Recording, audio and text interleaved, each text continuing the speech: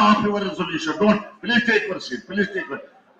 I will give you the ruling. Please take your seat. Please take your seat. No, not now. Not now. Please take your seat. Please take. Yes.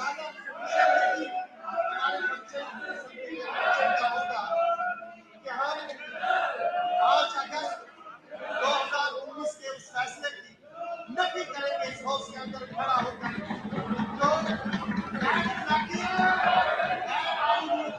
और सियासी तरीके से जम्मू कश्मीर को मुसल्लत किया गया।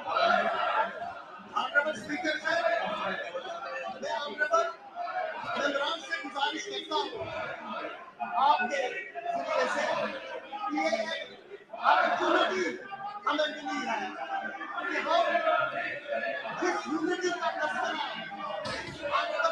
Governor साहब ने अपने खुतबे में किया, उसके स्पिरिट को समझते हुए जो हमें मौका मिला है लोगों की नुमाइंदगी करने का, उसका हक अदा करना।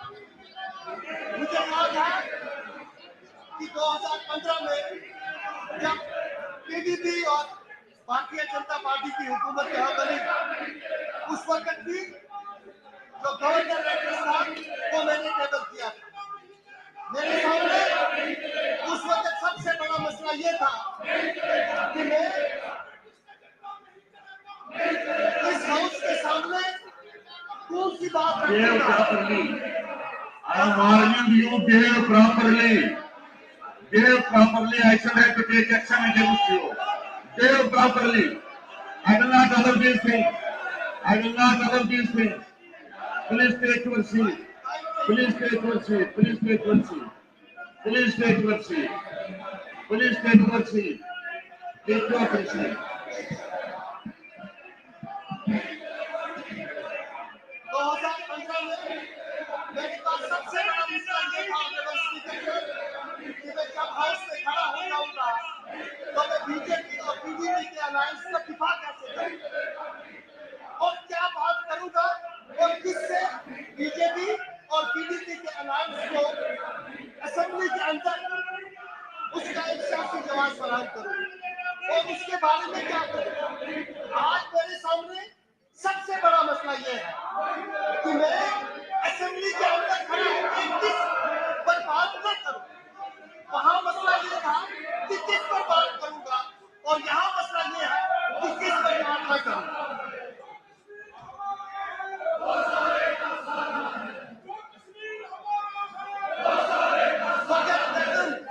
कुशम तरसम की मकसद इसमें मेरा देश अंदर दिल अगर कोई सभा सौदर बगैर दर्दन कुशम तरसम की मकसद इस्तीफा सौदर। ऑनरेबल स्पीकर साहब, आप जो यहाँ पर इस वक्त सारे नेशनल कॉन्फ्रेंस के वर्कर असेंबली में और ट्रेजरी बैंक पर बैठी हुई हमारे दिल में एक दर्द है, एक दुख है, एक मौके का एहसास है कि अगर हम अपने उस दुख, उस दर्द और उस धोखे का इजहार इस प्लेटफॉर्म पर नहीं करते तो हमारे मगज फट जाते हैं और अगर करते हैं Whatever they say should not be recorded or reported, please. अगर हम सब नहीं कहते तो हमारे मगज फट जाते हैं। Please take your seat. Remove these people from the house. Don't allow anybody to enter the well. Don't allow anybody to enter the well. Remove them away.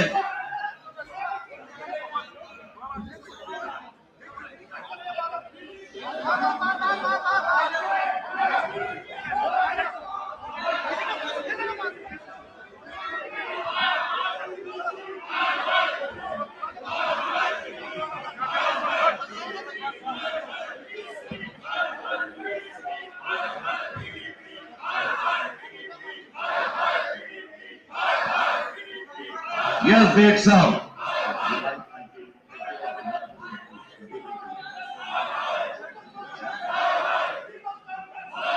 बोलिए आप बोलिए। के साथ हुआ था, उस भारत केसरी के साथ हुआ था, उस दूरदर्शी के साथ हुआ था, जिसकी वजह से हमने उस वक्त टू नेशंस थ्योरी को रिजेक्ट किया। हमने टू नेशंस थ्योरी इसलिए नहीं रिजेक्ट की थी कि हिंदुस्तान और मुसलमान का झगड़ा है। हमने टू नेशंस थ्योरी इसलिए रिजेक्ट की थी कि इसका कोई इखलाकी जवाब नहीं था। टू नेशंस थ्योरी क्या थी? टू नेशंस थ्योरी के दो पहलू है। एक पहलू ये है कि इस मुल्क में कई कौमें हैं जिनमें से दो कौमें, एक हिंदू है और एक मुसलमान है। और इसका अगला पहलू ये था कि हिंदुस्तान और मुसलमान और हिंदू मिलकर इस रियासत में नहीं रह सकते। और ये सोच सिर्फ मुसलमानों के अंदर या मुसलमानों की मुस्लिम लीग की सोच नहीं थी, उस वक्त कुछ हिंदू की सोच भी है थी। 1925 के आप उनकी करारदाद को देखें तो आपको मालूम पड़ेगा कि ये सोच उस वक्त सिर्फ मुस्लिम लीग की नहीं थी, क्योंकि इस सोच का कोई इखलाकी जवाब नहीं था। इसलिए हमारी क़यादत ने इसको रिजेक्ट किया। जब भी दुनिया में कोई कानून बनता है किसी माशरे के अंदर, तो सबसे पहली चीज ये देखी जाती है कि इस कानून का कोई इखलाकी जवाब है कि नहीं है। जब भी आईन में कोई तरमीम की जाती है तो सबसे पहले देखा जाता है कि इस आईनी तरमीम का कोई इखलाकी जवाब है कि नहीं है। जब किसी चीज का इखलाकी जवाब नहीं होता, उसका सियासी जवाब भी नहीं होता। और जब तक किसी चीज का इखलाकी जवाब कायम रहता है, उसका सियासी जवाब और उसका आईनी जवाब कायम रहता है। सुप्रीम कोर्ट ने हमारी पिटीशन पर जो फैसला दिया है, उसका आईनी जवाब या कानूनी जवाब उन्होंने जो भी दिया हो उस पर मैं बात करूंगा। लेकिन पहली बात यह है कि जब हमारा इल्हाक हिंदुस्तान के साथ हुआ, उसकी बुनियाद इखलाकियात पर थी, न कानून पर थी न सियासत पर थी। हमारे साथ जो मुआहदे हुए थे उनकी एक इखलाकी जवाबियत थी, और हमारे साथ मुआहदे खत्म करने के लिए जो शराइत थे या उसको जारी रखने के लिए जो शराइत थी, उसकी सबसे बड़ी शर्त यह थी कि हमारी कॉन्स्टिट्यूएंट असेंबली ये फैसला करेगी कि हमारे हिंदुस्तान के साथ क्या रिश्ते होंगे। और इसी वजह से 370 को हिंदुस्तान के आईन में रखा गया। इसी वजह से हिंदुस्तान की उस वक्त की कॉन्स्टिट्यूएंट असेंबली ने हमारी कॉन्स्टिट्यूएंट असेंबली को एक जवाबियत फराहम की कि आगे चल के आप जो फैसला करेंगे उसी की बुनियाद पर आपका और हमारा ताल्लुक, उसको कोई सियासी जवाब मिलेगा। ऑनरेबल स्पीकर साहब, एक अहम नुक्ता इसको मैं अंडरलाइन करना चाहता हूँ, और आपकी नोटिस में लाता हूँ कि मेहरबानी करके इस पे गौर करें। आर्टिकल 376 जो हिंदुस्तान के आईन का आर्टिकल है, उसमें एक तरमीम की गई, और वो तरमीम ये थी कि जम्मू कश्मीर की कॉन्स्टिट्यूएंट असेंबली को अब असेंबली समझा जाएगा। यह बड़ा इंपॉर्टेंट नुकता है ऑनरेबल स्पीकर साहब। मुल्क के पार्लियामेंट ने आर्टिकल 370 को आर्टिकल 367 में एक अमेंडमेंट लाई है, जिसके तहत कॉन्स्टिट्यूएंट असेंबली को रिप्लेस किया गया जम्मू कश्मीर असेंबली से। कल जो हमने करारदाद जहां पास की है, उसका जवाब वही अमेंडमेंट फराहम करती है। आज जो ये असेंबली इस वक्त जहां बाकी है, इसको आर्टिकल 367 के उस अमेंडमेंट का जवाब है कि आज जो हम फैसला करते हैं, जिस तरह ऑनरेबल मेंबर कल एक प्रोग्राम में कह रहे थे परा साहब कि ये बाइंडिंग नहीं है, परा साहब वही परा साहब कल कह रहे थे कि ये बाइंडिंग नहीं है। जबरदस्त खतरनाक गेम खेल रहे हैं वो। उनको सियासत करनी है तो इस हाउस से बाहर करें, इस हाउस से बाहर करें। आपने जब एजेंडा ऑफ अलायंस बनाया, मुझे ये बताएं, क्या उस एजेंडा ऑफ अलायंस पर बीजेपी ने दस्तखत किया था? क्या बीजेपी के प्रेसिडेंट ने तभी माना था कि हमने एजेंडा ऑफ अलायंस किया? आपने एजेंडा ऑफ अलायंस किया, आपकी तरफ से वो एजेंडा ऑफ अलायंस था। बीजेपी ने कभी इसको कबूल नहीं किया, तभी आपने उनके साथ हुकूमत बनाई और चलाई। हमने कभी सवाल ये नहीं उठाया कि एजेंडा ऑफ अलायंस की इखलाकी और सियासी हैसियत क्या है, जबकि वो साइन ही नहीं हुआ था। हम यहाँ जब बात खड़ा हुए हैं तो हम ये कहते हैं कि इस असेंबली ने जो रेजोल्यूशन पास किया है, उसकी एक कानूनी एक सियासी और एक इखलाकी हैसियत है। मरकजी हुकूमत उसको रिजेक्ट करने से पहले उसको ये समझना होगा कि ये इब्तिदाई है, अभी कहाँ उन्होंने देखती है। हमने फैसला किया है नेशनल कॉन्फ्रेंस के लोगों कि जो करारदाद पास की है यह तो अभी पहला कदम है। ये इस असेंबली के अंदर ये असेंबली जब परसों आप फरमा रहे थे ऑनरेबल सीनियर मेंबर मुबारक साहब से कि जब आप इस असेंबली में दाखिल हुए तो इस असेंबली की हालत बहुत खराब थी। आप ये सोच रहे थे क्या ये असेंबली काम भी करेगी कि नहीं करेगी। अब मैं सोच रहा था कि इस हाउस के अंदर ये झाड़, ये झंडे, ये लकड़ी का काम, ये लाइट, ये पानी का काम तो कर दिया आपने, लेकिन जिस पर्पस के लिए असेंबली बनी है, जिस मकसद के लिए ये असेंबली बनी है, क्या वो मकसद ये असेंबली कर पाएगा? जो आवाज जम्मू कश्मीर के लोगों ने यहाँ से भेजनी है, क्या वो आवाज हम जम्मू कश्मीर के इस आवाज से उस आवाज तक पहुंचा सकेंगे कि नहीं पहुंचा सकेंगे? लेकिन जब इस तरह का हाउस कोई आवाज आगे पहुंचाता है तो उसका एक आईनी तरीका भी है, उसका एक इखलाकी तरीका भी है। हमने जो अपने रेजोल्यूशन में जुबान इस्तेमाल की है जिसमें सवाल उठ रहे हैं, वो जुबान इखलाकी दायरे के अंदर रहकर एक ऐसी जुबान का इंतखाब किया है जो एक लंबी पुरअमन बाइखलाक जद्दोजहद का आगाज है। Honourable speaker sir, honourable speaker sir, मैं कुछ और बात कहना चाहता हूँ। मेहरबानी करके ये बात आप गौर से सुने।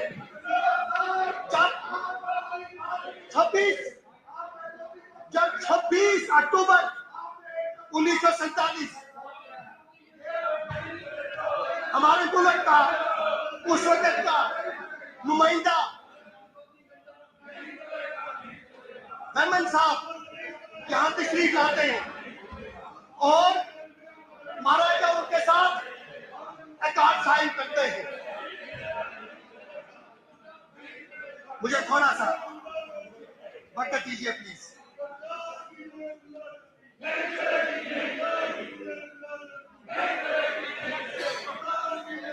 ये बात आपने जरूर सुननी है प्लीज ऑनरेबल स्पीकर सर, और इन लोगों को तो गैरत करनी चाहिए और सुनना चाहिए। और 26 October honourable speaker sir, the people of Jammu and Kashmir have ignored them. You please also ignore them. They don't be taken seriously. Please listen to me now, sir. On 26th of October 1947,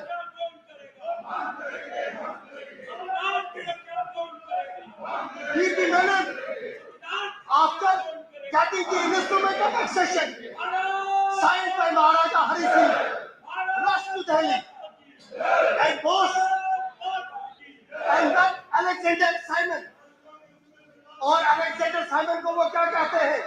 honourable speaker sir please ये जुमला जरूर सुने। वो कहते हैं, उनको ऐसे कागज दिखाते हुए कहते हैं, the bastard has signed it.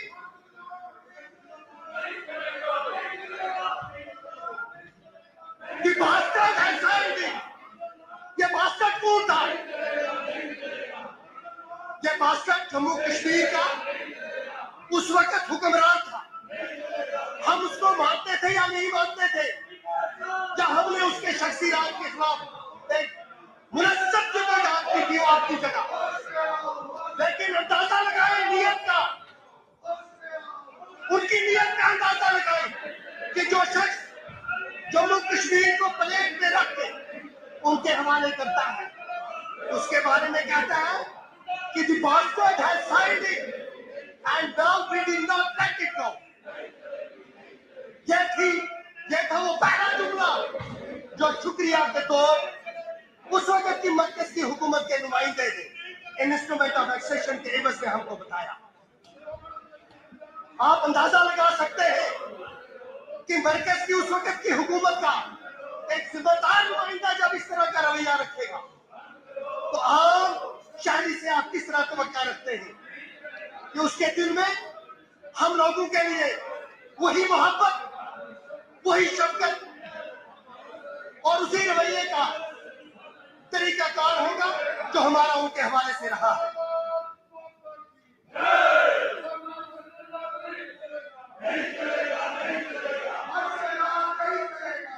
और अगर स्पीकर सर, ये जो जम्मू कश्मीर के लोगों की एक्सपेक्टेशन है, कहते हैं expectations are always blind.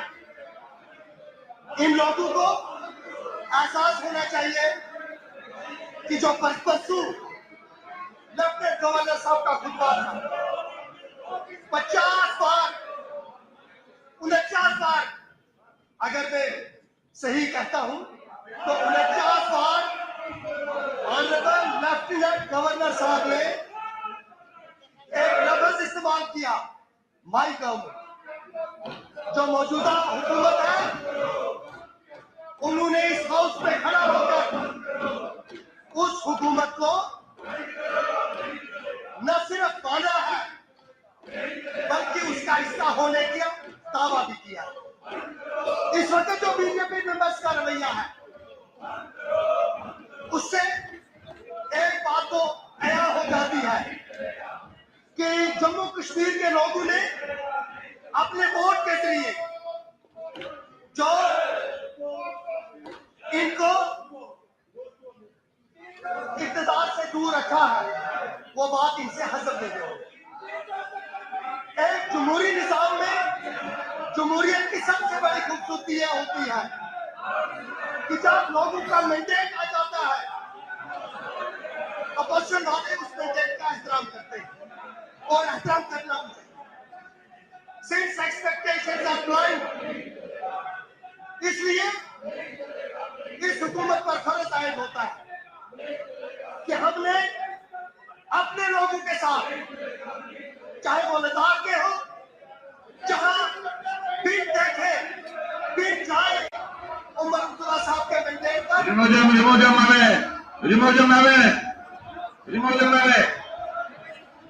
Ladakh के लोगों ने 5 अगस्त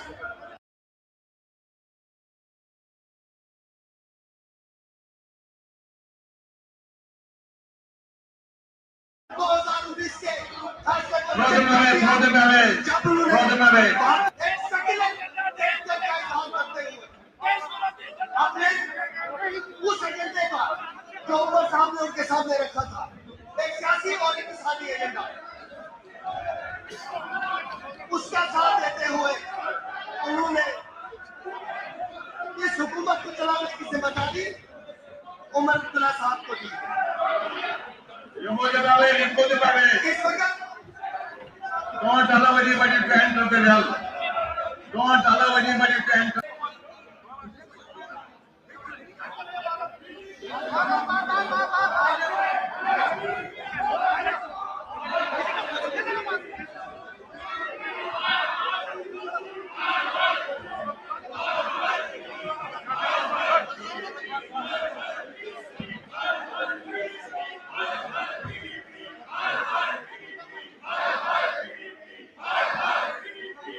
Yes, big sound.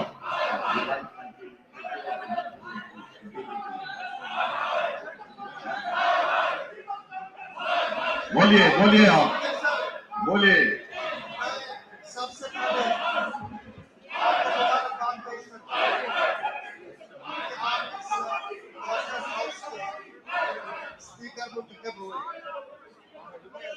और मौजूदा रियासत के सियासी और इक़्तिसादी सूरत-ए-हाल में इससे आपसे बेहतर नहीं, झगड़ा करना इनके साथ बाहर करो, हाउस झगड़ों के लिए नहीं है। अगर आप कोई झगड़ा आपस में करना तो बाहर करो। This is not the place to fight. I will not allow it. जाइए बोलिए आप बोलिए।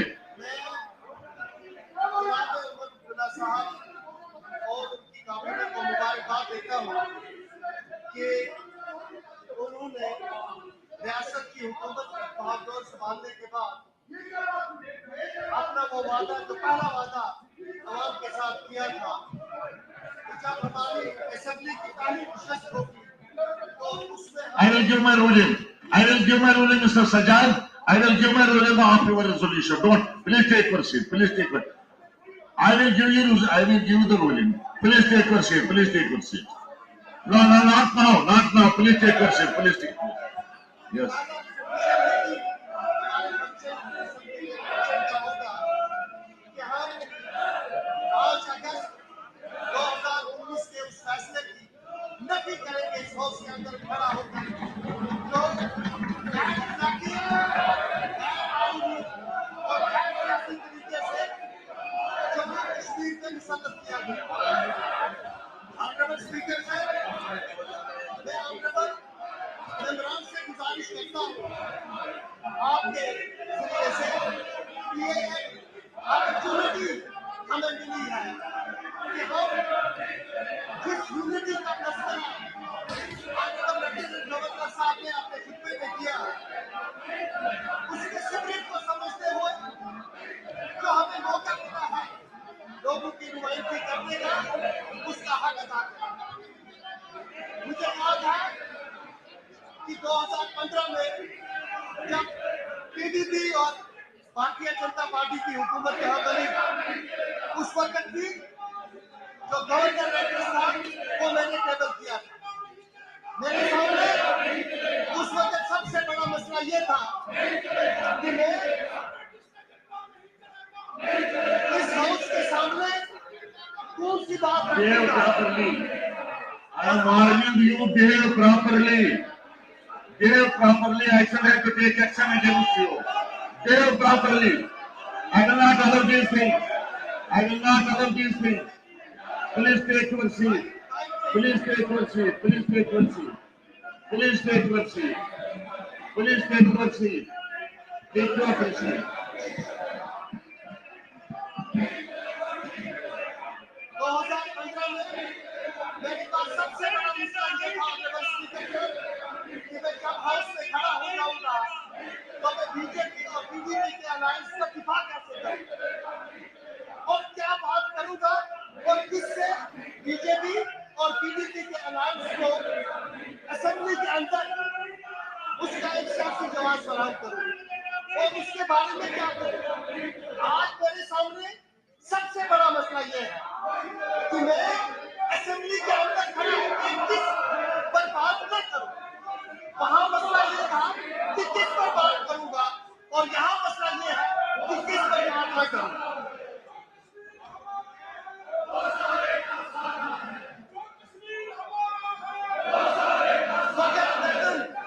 कुशम तरसम की मकसद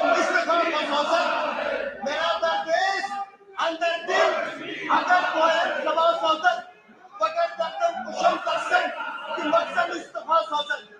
ऑनरेबल स्पीकर साहब, आप जो यहाँ पर इस वक्त सारे नेशनल कॉन्फ्रेंस के वर्कर असेंबली में और ट्रेजरी बैंक पर बैठी हुई हमारे दिल में एक दर्द है, एक दुख है, एक धोखे का एहसास है कि अगर हम अपने उस दुख, उस दर्द और उस धोखे का इजहार इस प्लेटफॉर्म पर नहीं करते तो हमारे मगज फट जाते हैं और अगर करते हैं Whatever they say should not be recorded or reported, please. अगर हम सब नहीं कहते तो हमारे मगज फट जाते हैं। Please take your seat. Remove these people from the house. Don't allow anybody to enter the well. Don't allow anybody to enter the well. Remove them away.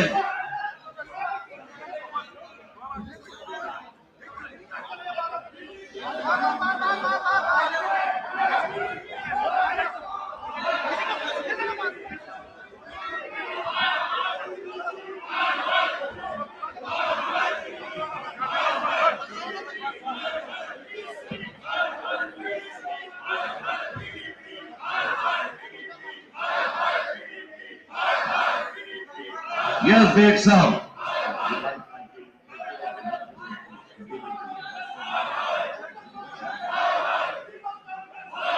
बोलिए आप बोलिए। के साथ हुआ था, उस भारत केसरी के साथ हुआ था। इसी के साथ हुआ था, जिसकी वजह से हमने उस वक्त टू नेशंस थ्योरी को रिजेक्ट किया। हमने टू नेशंस थ्योरी इसलिए नहीं रिजेक्ट की थी कि हिंदुस्तान और मुसलमान का झगड़ा है। हमने टू नेशंस थ्योरी इसलिए रिजेक्ट की थी कि इसका कोई इखलाकी जवाब नहीं था। टू नेशंस थ्योरी क्या थी? टू नेशंस थ्योरी के दो पहलू है। एक पहलू ये है कि इस मुल्क में कई कौमें हैं, जिनमें से दो कौमें, एक हिंदू है और एक मुसलमान है। और इसका अगला पहलू ये था कि हिंदुस्तान और मुसलमान और हिंदू मिलकर इस रियासत में नहीं रह सकते। और ये सोच सिर्फ मुसलमानों के अंदर या मुसलमानों की मुस्लिम लीग की सोच नहीं थी, उस वक्त कुछ हिंदू की सोच भी है थी। 1925 के आप उनकी करारदाद को देखें तो आपको मालूम पड़ेगा कि ये सोच उस वक्त सिर्फ मुस्लिम लीग की नहीं थी, क्योंकि इस सोच का कोई इखलाकी जवाब नहीं था। इसलिए हमारी क़यादत ने इसको रिजेक्ट किया। जब भी दुनिया में कोई कानून बनता है किसी माशरे के अंदर, तो सबसे पहली चीज ये देखी जाती है कि इस कानून का कोई इखलाकी जवाब है कि नहीं है। जब भी आईन में कोई तरमीम की जाती है तो सबसे पहले देखा जाता है कि इस आईनी तरमीम का कोई इखलाकी जवाब है कि नहीं है। जब किसी चीज का इखलाकी जवाब नहीं होता, उसका सियासी जवाब भी नहीं होता। और जब तक किसी चीज का इखलाकी जवाब कायम रहता है, उसका सियासी जवाब और उसका आईनी जवाब कायम रहता है। सुप्रीम कोर्ट ने हमारी पिटीशन पर जो फैसला दिया है, उसका आईनी जवाब या कानूनी जवाब उन्होंने जो भी दिया हो, उस पर मैं बात करूंगा। लेकिन पहली बात यह है कि जब हमारा इल्हाक हिंदुस्तान के साथ हुआ, उसकी बुनियाद इखलाकियात पर थी, न कानून पर थी, न सियासत पर थी। हमारे साथ जो मुआहदे हुए थे, उसकी एक इखलाकी जवाबियत थी, और हमारे साथ मुआहदे खत्म करने के लिए जो शराइत थे या उसको जारी रखने के लिए जो शराइत थी, उसकी सबसे बड़ी शर्त यह थी कि हमारी कॉन्स्टिट्यूएंट असेंबली ये फैसला करेगी कि हमारे हिंदुस्तान के साथ क्या रिश्ते होंगे।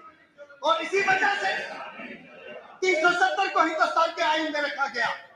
इसी वजह से हिंदुस्तान की उस वक्त की कॉन्स्टिट्यूएंट असेंबली ने हमारी कॉन्स्टिट्यूएंट असेंबली को एक जवाबियत फराहम की कि आगे चल के आप जो फैसला करेंगे, उसी की बुनियाद पर आपका और हमारा ताल्लुक, उसको कोई सियासी जवाब मिलेगा।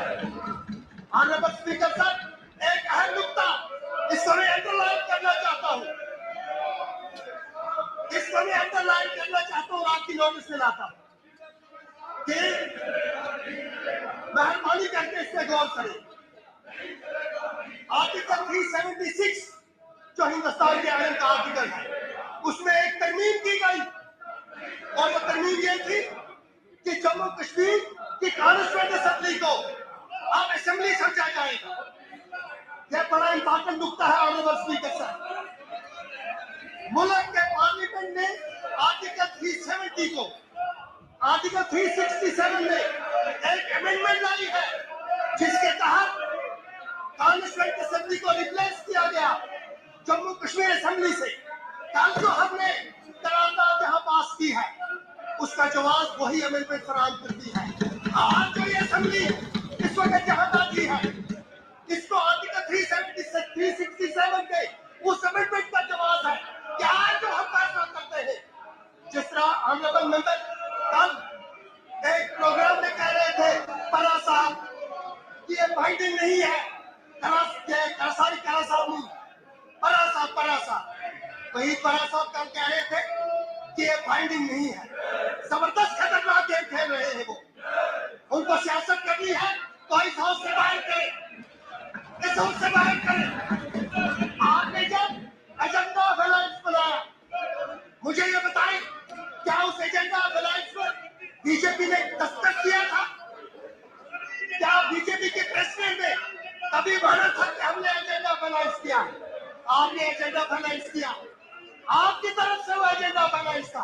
बीजेपी ने कभी इसको कबूल नहीं किया, तभी आपने उनके साथ हुकूमत बनाई और चलाई। हमने कभी सवाल ये नहीं उठाया कि एजेंडा ऑफ अलायंस की इखलाकी और सियासी हैसियत क्या है, जबकि वो साइन ही नहीं हुआ था। हम यहाँ जब बात खड़ा हुए हैं तो हम ये कहते हैं कि इस असेंबली ने जो रेजोल्यूशन पास किया है उसकी एक कानूनी, एक सियासी और एक इखलाकी हैसियत है।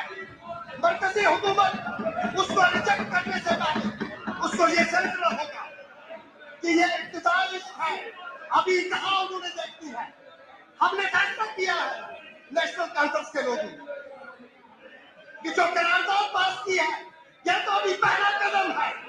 ये इस असेंबली के अंदर, ये असेंबली जब परसों आप फरमा रहे थे ऑनरेबल सीनियर मेंबर मुबारक साहब से कि जब आप इस असेंबली में दाखिल हुए तो इस असेंबली की हालत बहुत खराब थी। आप ये सोच रहे थे क्या ये असेंबली काम भी करेगी कि नहीं करेगी। अब मैं सोच रहा था कि इस हाउस के अंदर ये झाड़, ये झंडे, ये लकड़ी का काम, ये लाइट, ये पानी का काम तो कर दिया आपने, लेकिन जिस पर्पस के लिए असेंबली बनी है, जिस मकसद के लिए ये असेंबली बनी है, क्या वो मकसद ये असेंबली कर पाए? जो आवाज जम्मू कश्मीर के लोगों ने यहाँ से भेजनी है, क्या वो आवाज हम जम्मू कश्मीर के इस आवाज से उस आवाज तक पहुंचा सकेंगे कि नहीं पहुंचा सकेंगे? लेकिन जब इस तरह का हाउस कोई आवाज आगे पहुंचाता है तो उसका एक आईनी तरीका भी है, उसका एक इखलाकी तरीका भी है। हमने जो अपने रेजोल्यूशन में जुबान इस्तेमाल की है जिसमें सवाल उठ रहे हैं, वो सवाल इखलाकी दायरे के अंदर रहकर एक ऐसी जुबान का इंतखाब किया है जो एक लंबी पुरअमन बाइखलाक जद्दोजहद का आगाज है। Honourable speaker sir, honourable speaker sir, मैं कुछ और बात कहना चाहता हूँ। मेहरबानी करके ये बात आप गौर से सुने।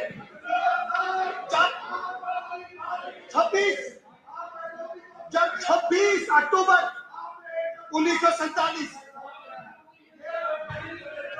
हमारे मुल्क का उस वक्त का नुमाइंदा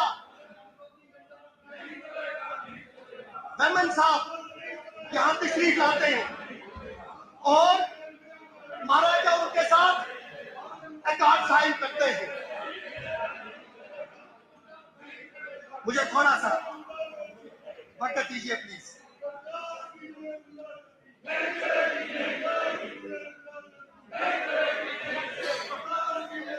ये बात आपने शुरू सुननी है प्लीज ऑनरेबल स्पीकर सर, और इन लोगों को तो गैरत करनी चाहिए और सुनना चाहिए। और 26 October honourable speaker sir, the people of Jammu and Kashmir have ignored them. You please also ignore them. They don't take it seriously. Please listen to me now, sir. On 26th of October 1947,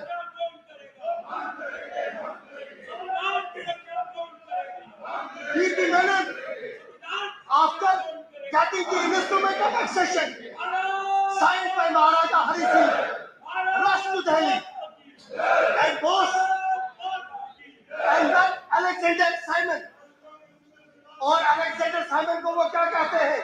honourable speaker sir please ये जुमला जरूर सुने।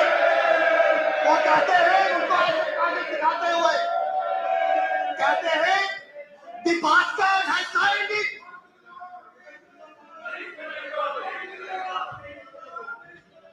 The bastard has signed it.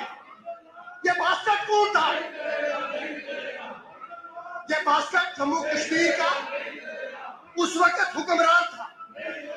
हम उसको मानते थे या नहीं मानते थे, या हमने उसके शख्सी राज के खिलाफ एक मुनस्सब जद्दोजहद की थी आपकी जगह।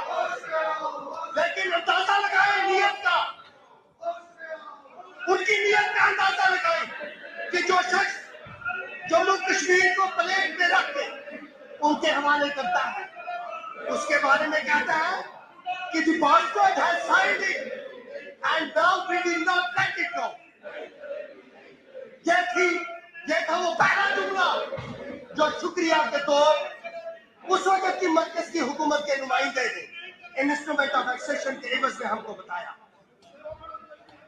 आप अंदाजा लगा सकते हैं कि मरकज की उस वक्त की हुकूमत का एक जिम्मेदार नुमाइंदा जब इस तरह का रवैया रखेगा तो आम शहरी से आप किस तरह तवक्का रखते हैं कि उसके दिल में हम लोगों के लिए वही मोहब्बत, वही शफकत और उसी रवैये का तरीकाकार होगा जो हमारा उनके हवाले से रहा है।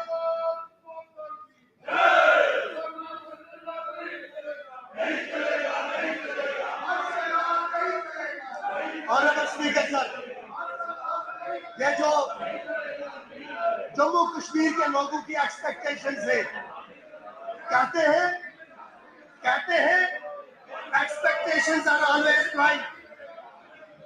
इन लोगों को एहसास होना चाहिए कि जो परसों लेफ्टिनेंट गवर्नर साहब का खुतबा था 50 बार 49 बार, अगर मैं सही कहता हूं तो 49 बार ऑनरेबल लेफ्टिनेंट गवर्नर साहब ने एक लफ्ज इस्तेमाल किया, माई गवर्नमेंट।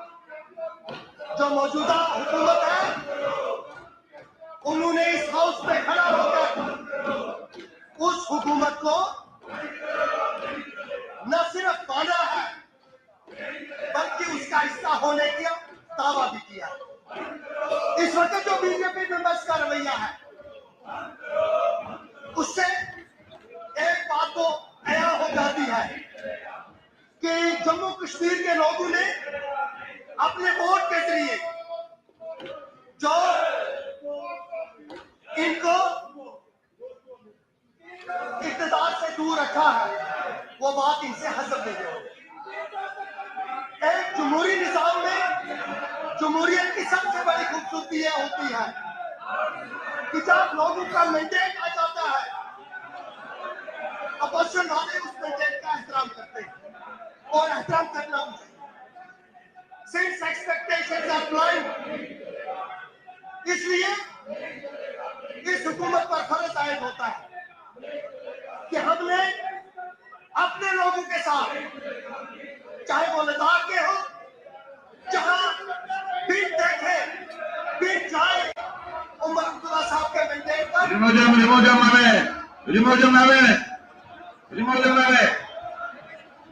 लद्दाख के लोगों ने 5 अगस्त 2019 के फैसले को जब उन्होंने भारतीय जनता पार्टी के उम्मीदवार को इलेक्शन में हराया, जम्मू के लोगों ने सिवाय उन लोगों के जो गुमराह बीजेपी के साथ है, सिवाय उनके सब लोगों ने भारतीय जनता पार्टी के ऐसे बंदे को रिजेक्ट कर दिया। कश्मीर के लोगों ने एक सेक्युलर एजेंडा का इजहार करते हुए अपने उस एजेंडे का जो उमर साहब ने उनके सामने रखा था, एक सियासी और इक़्तिसादी एजेंडा, उसका साथ देते हुए उन्होंने इस हुकूमत को चलाने की जिम्मेदारी उमर अब्दुल्ला साहब को दी। इस वक्त Don't allow anybody to enter the well. Don't allow anybody to enter.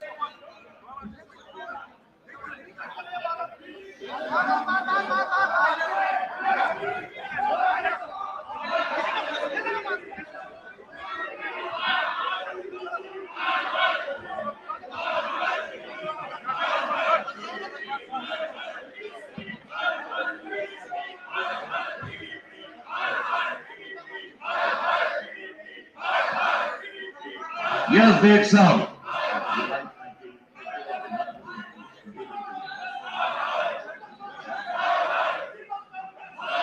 बोलिए आप बोलिए। सबसे पहले काम पेश करता हूं कि आप इस गवर्नर हाउस के स्पीकर मुंतखब हुए और मौजूदा रियासत के सियासी और इक़्तिसादी सूरत-ए-हाल में इससे आपसे बेहतर नहीं, झगड़ा करना इनके साथ तो बाहर करो, हाउस झगड़ों के लिए नहीं है। अगर आप कोई झगड़ा आपस में करना तो बाहर करो। This is not the place to fight. I will not tolerate it. जाइए जाइए जाइए, बोलिए बोलिए, आप बोलिए।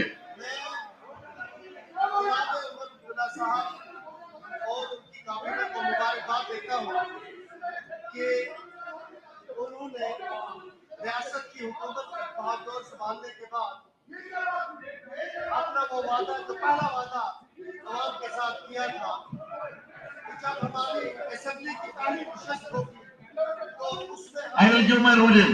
I will give my ruling, Mr. Sajjad. I will give my ruling of your resolution. Don't, please take your seat. Please take it. I will give you the ruling. Please take your seat. Please take your seat. No, not now, not now. Please take your seat. Please take it. Yes.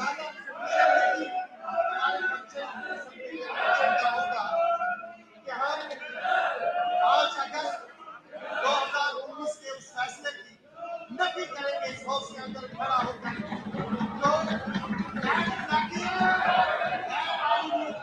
और सियासी तरीके से जम्मू कश्मीर में मुसल्लत किया गया।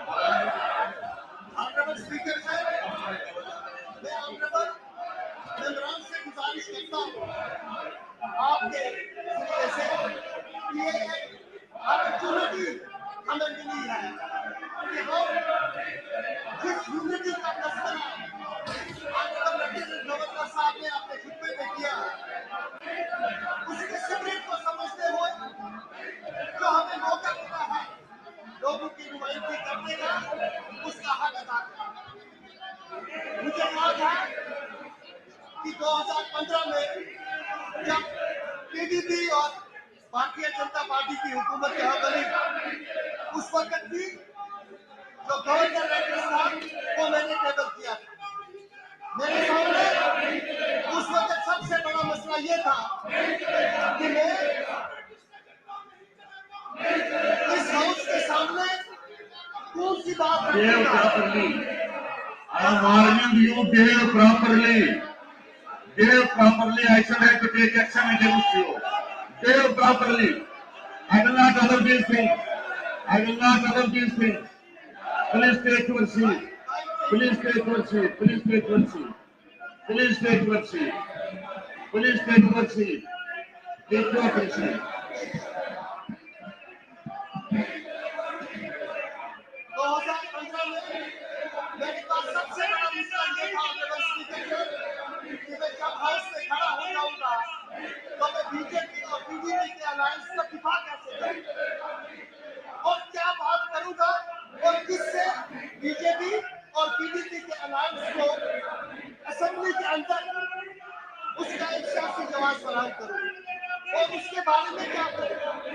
आज मेरे सामने सबसे बड़ा मसला ये है कि मैं असेंबली के अंदर खड़ा होकर किस पर बात न करूं। वहां मसला ये था कि किस पर बात करूंगा और यहाँ मसला ये है कि किस पर बात न करूं।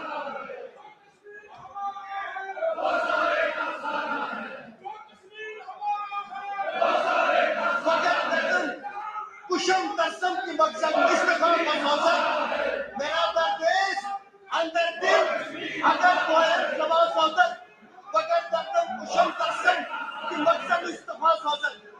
ऑनरेबल स्पीकर साहब, आप जो यहाँ पर इस वक्त सारे नेशनल कॉन्फ्रेंस के वर्कर असेंबली मेंबर और ट्रेजरी बैंक पर बैठी हुई हमारे दिल में एक दर्द है, एक दुख है, एक मौके का एहसास है कि आगे हम अपने उस दुख, उस दर्द और उस धोखे का इजहार इस प्लेटफॉर्म पर नहीं करते तो हमारे मगज फट जाते हैं और अगर करते हैं Whatever they say should not be recorded or reported, please. अगर हम सब नहीं कहते तो हमारे मगज फट जाते हैं। Please take your seat. Remove these people from the house. Don't allow anybody to enter the well. Don't allow anybody to enter the well. Remove them away.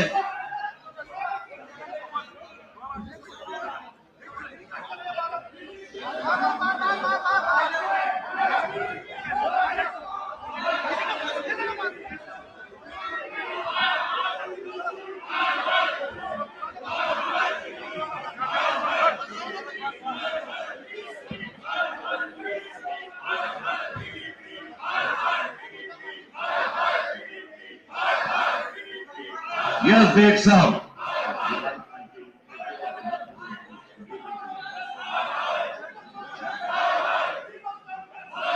बोलिए बोलिए, आप बोलिए। के साथ हुआ था, उस भारत केसरी के साथ हुआ था, उस दूरदर्शी के साथ हुआ था, जिसकी वजह से हमने उस वक्त टू नेशंस थ्योरी को रिजेक्ट किया। हमने टू नेशंस थ्योरी इसलिए नहीं रिजेक्ट की थी कि हिंदुस्तान और मुसलमान का झगड़ा है।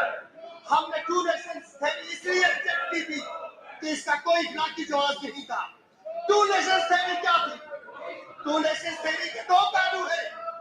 एक पहलू ये है कि इस मुल्क में कई कौमें हैं, जिनमें से दो कौमें, एक हिंदू है और एक मुसलमान है। और इसका अगला पहलू ये था कि हिंदुस्तान और मुसलमान और हिंदू मिलकर इस रियासत में नहीं रह सकते। और ये सोच सिर्फ मुसलमानों के अंदर या मुसलमानों की मुस्लिम लीग की सोच नहीं थी, उस वक्त कुछ हिंदू की सोच भी है थी। 1925 के आप उनकी करारदाद को देखें तो आपको मालूम पड़ेगा कि ये सोच उस वक्त सिर्फ मुस्लिम लीग की नहीं थी, क्योंकि इस सोच का कोई इखलाकी जवाब नहीं था। इसलिए हमारी क़यादत ने इसको रिजेक्ट किया। जब भी दुनिया में कोई कानून बनता है किसी माशरे के अंदर, तो सबसे पहली चीज ये देखी जाती है कि इस कानून का कोई इखलाकी जवाब है कि नहीं है। जब भी आइन में कोई तरमीम की जाती है तो सबसे पहले देखा जाता है कि इस आईनी तरमीम का कोई इखलाकी जवाब है कि नहीं है। जब किसी चीज का इखलाकी जवाब नहीं होता, उसका सियासी जवाब भी नहीं होता। और जब तक किसी चीज का इखलाकी जवाब कायम रहता है, उसका सियासी जवाब और उसका आईनी जवाब कायम रहता है।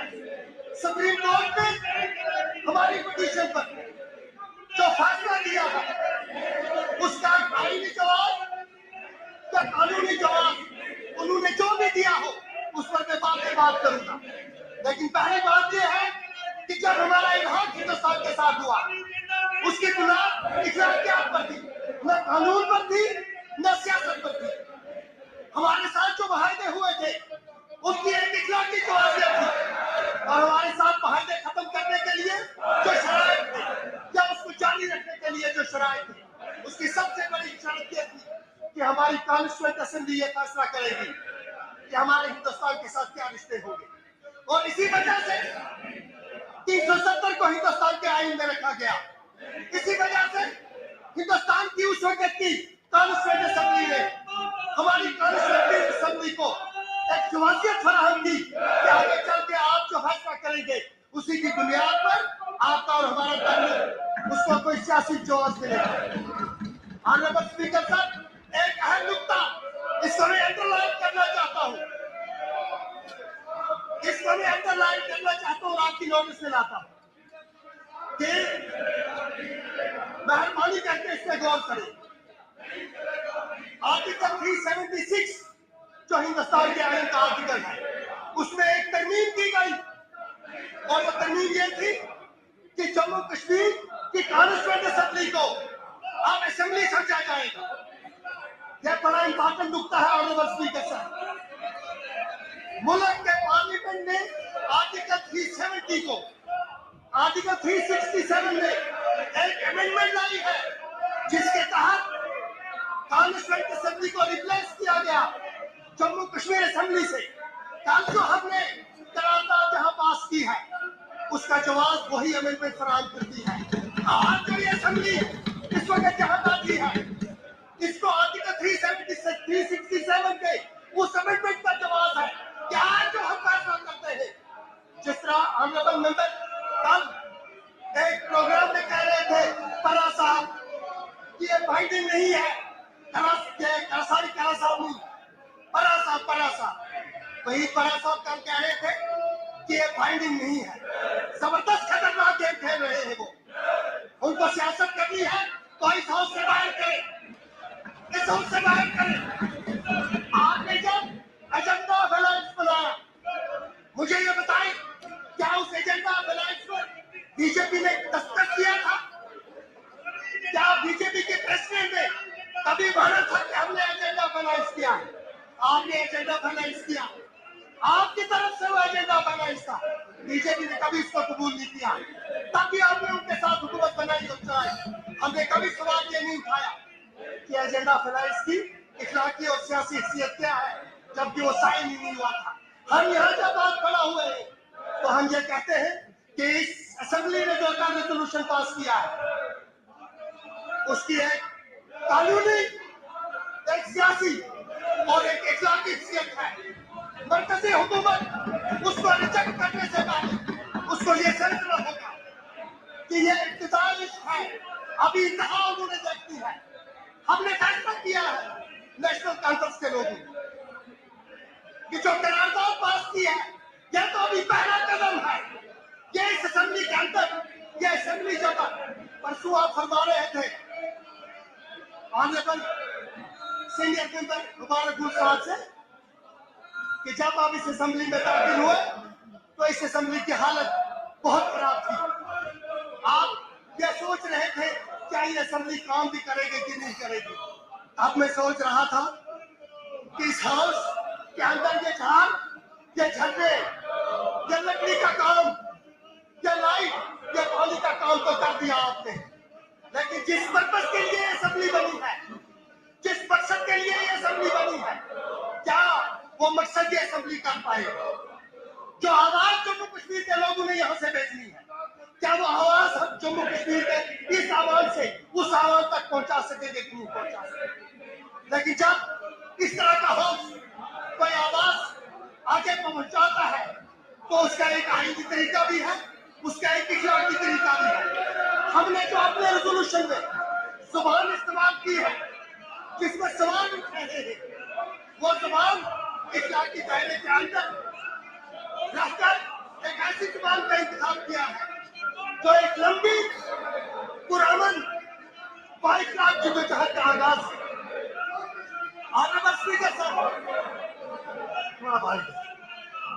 ऑनरेबल स्पीकर सर, मैं कुछ और बात कहना चाहता हूँ, मेहरबानी करके ये बात आप गौर से सुने।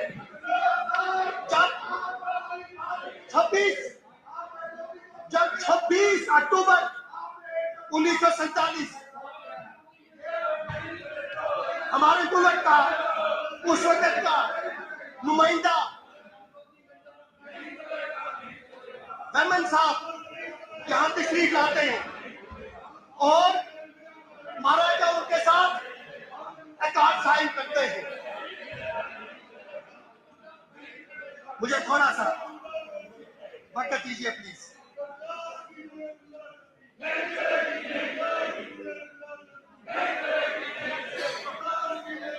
ये बात आपने जरूर सुननी है प्लीज ऑनरेबल स्पीकर साहब, और इन लोगों को तो गैरत करनी चाहिए और सुनना चाहिए। और 26 अक्टूबर ऑनरेबल स्पीकर साहब, the people of Jammu and Kashmir have ignored them. You please also ignore them. They don't take that seriously. Please listen to me now, sir. On 26th of October 1947,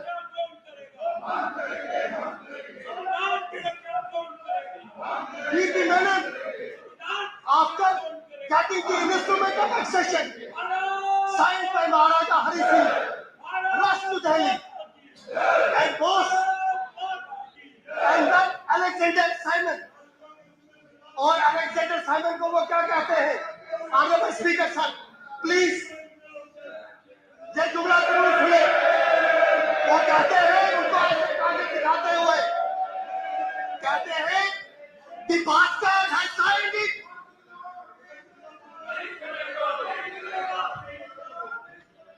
The bastard has signed it. ये bastard कौन था? ये bastard Jammu Kashmir का उस वक्त हुक्मरान था। हम उसको मानते थे या नहीं मानते थे? क्या हमने उसके शख्सी राज के खिलाफ एक मुनस्सब जद्दोजहद की थी आपकी जगह? लेकिन अंदाजा लगाए नियत का, उनकी नियत का अंदाजा लगाए कि जो शख्स जम्मू कश्मीर को प्लेट में रख के उनके हवाले करता है, उसके बारे में कहता है कि the bastard has signed it. and now we will not let it go. ये था वो पहला जुमला जो शुक्रिया के तौर उस वक्त की मरकज की हुकूमत के नुमाइंदे ने इंस्ट्रूमेंट ऑफ एक्सेशन के एवज में हमको बताया। आप अंदाजा लगा सकते हैं कि मरकज की उस वक्त की हुकूमत का एक जिम्मेदार नुमाइंदा जब इस तरह का रवैया रखेगा तो आम शहरी से आप किस तरह तवक्का रखते हैं कि उसके दिल में हम लोगों के लिए वही मोहब्बत, वही शफकत और उसी रवैये का तरीकाकार होगा जो हमारा उनके हवाले से रहा है।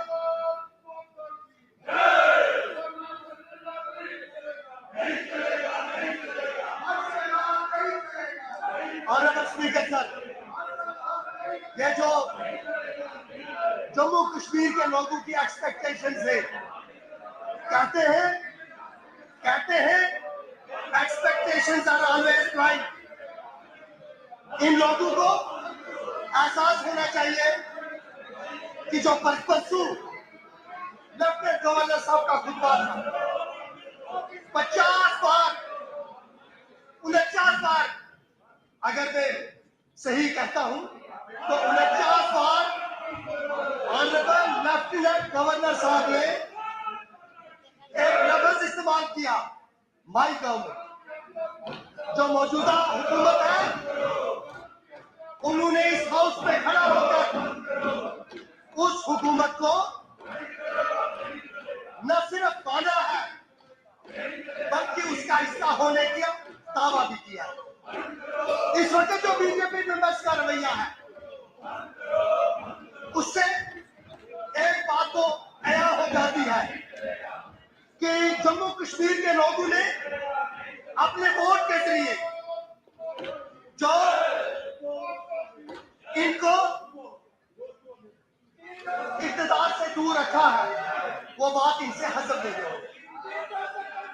एक जमहूरी निज़ाम में जमहूरियत की सबसे बड़ी खूबसूरती यह होती है कि जब लोगों का मैंडेट आ जाता है अपोजिशन वाले उस मैंडेट का एहतराम करते हैं और एहतराम करना भी चाहिए। सिंस एक्सपेक्टेशंस आर ब्लाइंड, इसलिए इस हुकूमत पर फर्ज आयद होता है कि हमने अपने लोगों के साथ, चाहे वो लद्दाख के हो, जहां बिन देखे बिन जाए उमर अब्दुल्ला साहब के मैंडेट का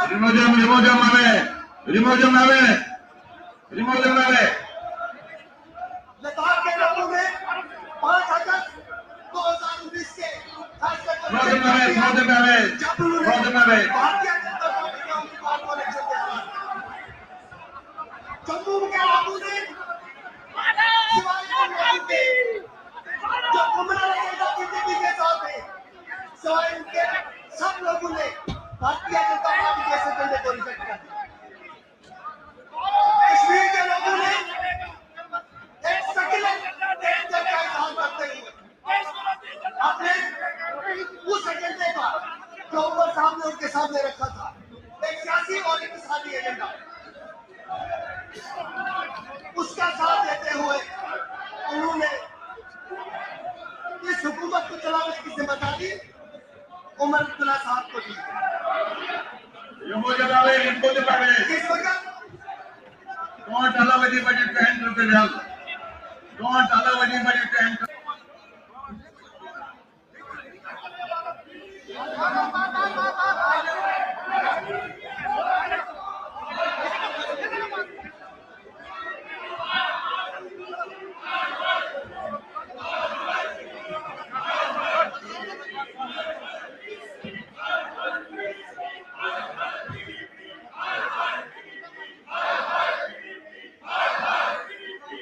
Yes, big sound.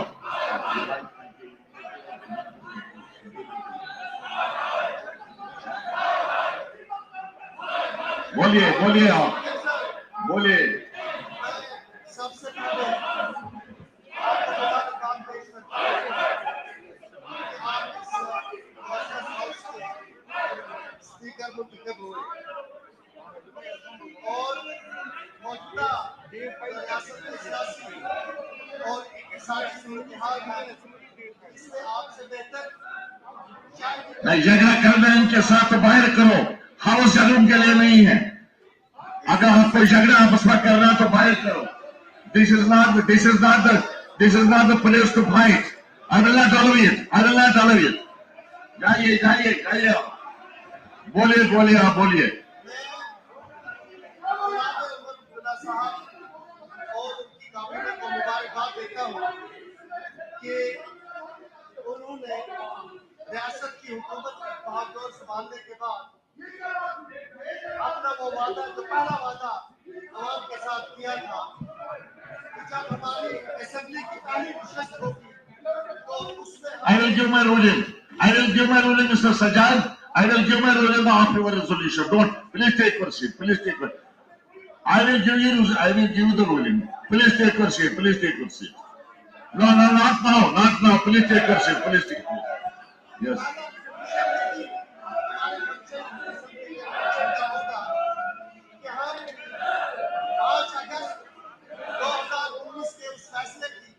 नफी करेंगे इस हाउस के अंदर खड़ा होकर जो और सियासी तरीके से जम्मू कश्मीर में मुसल्लत किया गया। ऑनरेबल स्पीकर साहब, मैं ऑनरेबल मेंबरान से गुजारिश करता हूँ आपके जरिए से ये अपॉर्चुनिटी हमें मिली है कि हम जिस यूनिटी का मसला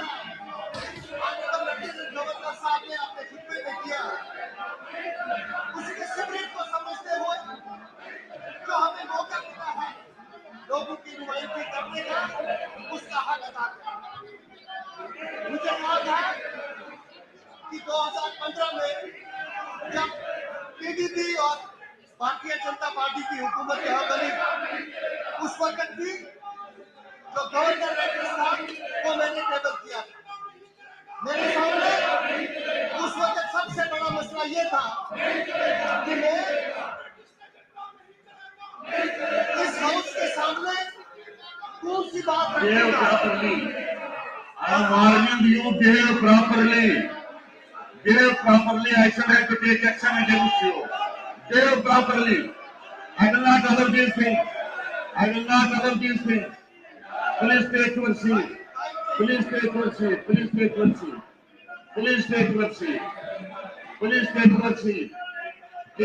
seat. 2015 में मेरे पास सबसे बड़ा मसला ये था कि मैं जब हाउस में खड़ा हो जाऊंगा तो मैं बीजेपी और पीडीपी के अलायंस का दिफा कैसे करूंगा और क्या बात करूंगा और किससे बीजेपी और पीडीपी के अलायंस को असेंबली के अंदर उसका एक सियासी जवाब फराहम करूंगा और उसके बारे में क्या करूंगा। आज मेरे सामने सबसे बड़ा मसला ये है कि मैं असेंबली के अंदर खड़ा होकर किस पर बात न करूं। वहां मसला ये था कि किस पर बात करूंगा और यहाँ मसला ये है कि किस पर बात न करूं।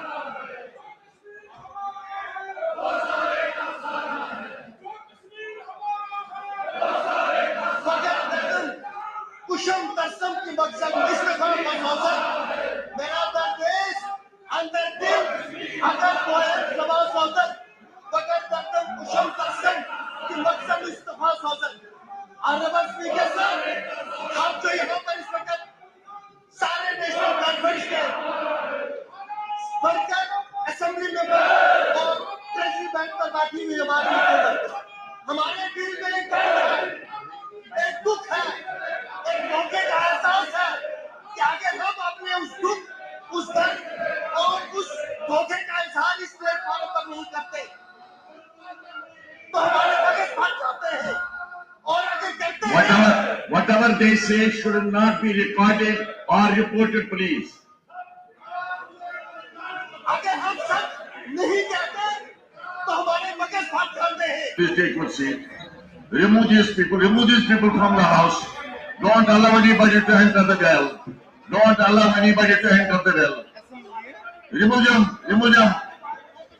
Remove them away.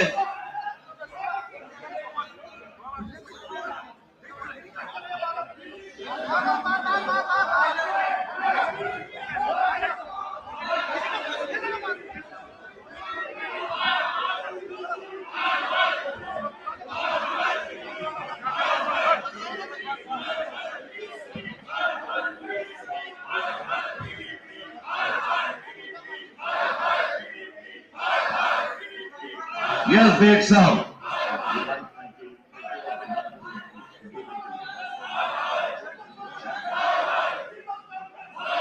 बोलिए बोलिए, आप बोलिए। के साथ हुआ था, उस भारत केसरी के साथ हुआ था, उस दूरदर्शी के साथ हुआ था, जिसकी वजह से हमने उस वक्त टू नेशंस थ्योरी को रिजेक्ट किया। हमने टू नेशंस थ्योरी इसलिए नहीं रिजेक्ट की थी कि हिंदुस्तान और मुसलमान का झगड़ा है। हमने टू नेशंस थ्योरी इसलिए रिजेक्ट की थी कि इसका कोई इखलाकी जवाब नहीं था। टू नेशंस थ्योरी क्या थी? टू नेशंस थ्योरी के दो पहलू है। एक पहलू ये है कि इस मुल्क में कई कौमें हैं, जिनमें से दो कौमें, एक हिंदू है और एक मुसलमान है। और इसका अगला पहलू ये था कि हिंदुस्तान और मुसलमान और हिंदू मिलकर इस रियासत में नहीं रह सकते। और ये सोच सिर्फ मुसलमानों के अंदर या मुसलमानों की मुस्लिम लीग की सोच नहीं थी, उस वक्त कुछ हिंदू की सोच भी है थी। 1925 के आप उनकी करारदाद को देखें तो आपको मालूम पड़ेगा कि ये सोच उस वक्त सिर्फ मुस्लिम लीग की नहीं थी, क्योंकि इस सोच का कोई इखलाकी जवाब नहीं था। इसलिए हमारी क्यादत ने इसको रिजेक्ट किया। जब भी दुनिया में कोई कानून बनता है किसी माशरे के अंदर, तो सबसे पहली चीज ये देखी जाती है कि इस कानून का कोई इखलाकी जवाब है कि नहीं है। जब भी आईन में कोई तरमीम की जाती है तो सबसे पहले देखा जाता है कि इस आईनी तरमीम का कोई इखलाकी जवाब है कि नहीं है। जब किसी चीज का इखलाकी जवाब नहीं होता, उसका सियासी जवाब भी नहीं होता। और जब तक किसी चीज का इखलाकी जवाब कायम रहता है, उसका सियासी जवाब और उसका आईनी जवाब कायम रहता है। सुप्रीम कोर्ट ने हमारी पिटीशन पर जो फैसला दिया है, उसका आईनी जवाब या कानूनी जवाब उन्होंने जो भी दिया हो, उस पर मैं बात करूंगा। लेकिन पहली बात यह है कि जब हमारा इल्हाक हिंदुस्तान के साथ हुआ, उसकी बुनियाद इखलाकियात पर थी, न कानून पर थी न सियासत पर थी। हमारे साथ जो मुआहदे हुए थे उनकी एक इखलाकी जवाबियत थी, और हमारे साथ मुआहदे खत्म करने के लिए जो शराइत थे या उसको जारी रखने के लिए जो शराइत थे, उसकी सबसे बड़ी शर्त यह थी कि हमारी कॉन्स्टिट्यूएंट असेंबली ये फैसला करेगी कि हमारे हिंदुस्तान के साथ क्या रिश्ते होंगे। और इसी वजह से 370 को हिंदुस्तान के आईन में रखा गया। इसी वजह से हिंदुस्तान की उस वक्त की कॉन्स्टिट्यूएंट असेंबली ने हमारी कॉन्स्टिट्यूएंट असेंबली को एक जवाबियत फराहम की कि आगे चल के आप जो फैसला करेंगे उसी की बुनियाद पर आपका और हमारा ताल्लुक, उसको कोई सियासी जवाब मिलेगा। ऑनरेबल स्पीकर साहब, एक अहम नुक्ता इसको मैं अंडरलाइन करना चाहता हूँ, आपकी नोटिस में लाता हूँ कि मेहरबानी करके इस पे गौर करें। आर्टिकल 376 जो हिंदुस्तान के आईन का आर्टिकल है, उसमें एक तरमीम की गई, और वो तरमीम ये थी कि जम्मू कश्मीर की कॉन्स्टिट्यूएंट असेंबली को अब असेंबली समझा जाएगा। यह बड़ा इंपॉर्टेंट नुकता है ऑनरेबल स्पीकर साहब। मुल्क के पार्लियामेंट ने आर्टिकल 370 को आर्टिकल 367 में एक अमेंडमेंट लाई है, जिसके तहत कॉन्स्टिट्यूएंट असेंबली को रिप्लेस किया गया जम्मू कश्मीर असेंबली से। कल जो हमने करारदाद यहाँ पास की है, उसका जवाब वही अमेंडमेंट फराहम करती है। आज जो ये असेंबली इस वक्त यहाँ बैठी है, इसको आर्टिकल 367 के उस अमेंडमेंट का जवाब है कि आज जो हम फैसला करते हैं, जिस तरह ऑनरेबल मेंबर कल एक प्रोग्राम में कह रहे थे परा साहब कि ये बाइंडिंग नहीं है, परा साहब वही परा साहब कल कह रहे थे कि ये बाइंडिंग नहीं है। जबरदस्त खतरनाक गेम खेल रहे हैं वो। उनको सियासत करनी है तो इस हाउस से बाहर करें, इस हाउस से बाहर करें। आपने जब एजेंडा ऑफ अलायंस बनाया, मुझे ये बताएं, क्या उस एजेंडा ऑफ अलायंस पर बीजेपी ने दस्तखत किया था? क्या बीजेपी के प्रेसिडेंट ने कभी माना था कि हमने एजेंडा ऑफ अलायंस किया? आपने एजेंडा ऑफ अलायंस किया, आपकी तरफ से वो एजेंडा बना इसका, बीजेपी ने कभी इसको कबूल नहीं किया, तभी आपने उनके साथ हुकूमत बनाई और चलाई। हमने कभी सवाल ये नहीं उठाया कि एजेंडा फिलहाल इसकी इखलाकी और सियासी हैसियत क्या है, जबकि वो साइन ही नहीं हुआ था।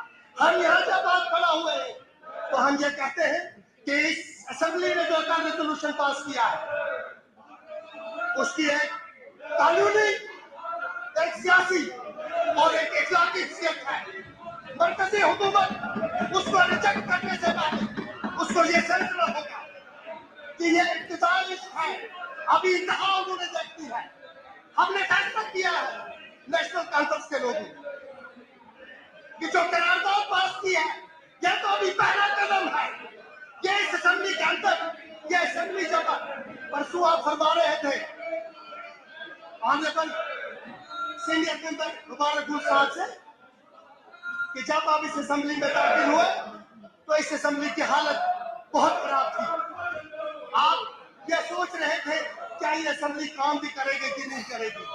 अब मैं सोच रहा था कि इस हाउस के अंदर ये झाड़, ये झंडे, ये लकड़ी का काम, ये लाइट, ये पानी का काम तो कर दिया आपने, लेकिन जिस पर्पस के लिए असेंबली बनी है, जिस मकसद के लिए ये असेंबली बनी है, क्या वो मकसद ये असेंबली कर पाए? जो आवाज जम्मू कश्मीर के लोगों ने यहाँ से भेजनी है, क्या वो आवाज हम जम्मू कश्मीर के इस आवाज से उस आवाज तक पहुंचा सकेंगे कि नहीं पहुंचा सकेंगे? लेकिन जब इस तरह का हाउस कोई आवाज आगे पहुंचाता है तो उसका एक आईनी तरीका भी है, उसका एक इखलाकी तरीका भी है। हमने जो अपने रेजोल्यूशन में जुबान इस्तेमाल की है जिसमें सवाल उठ रहे हैं, वो जुबान इखलाकी दायरे के अंदर रहकर एक ऐसी जुबान का इंतखाब किया है जो एक लंबी पुरअमन 22 लाख जद्दोजहद का आगाज है। Honourable speaker sir, honourable speaker sir, मैं कुछ और बात कहना चाहता हूँ, मेहरबानी करके ये बात आप गौर से सुने।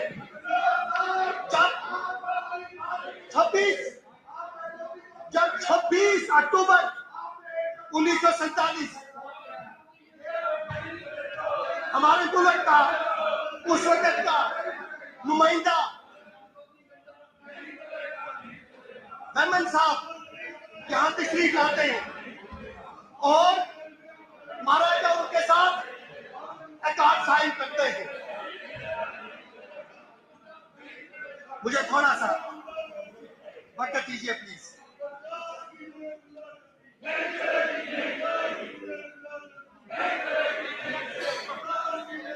ये बात आपने जरूर सुननी है प्लीज ऑनरेबल स्पीकर साहब, और इन लोगों को गैरत करनी चाहिए और सुनना चाहिए। और 26 October honourable speaker sir, the people of Jammu and Kashmir have ignored them. You please also ignore them. They don't take it seriously. Please listen to me now, sir. On 26th of October 1947,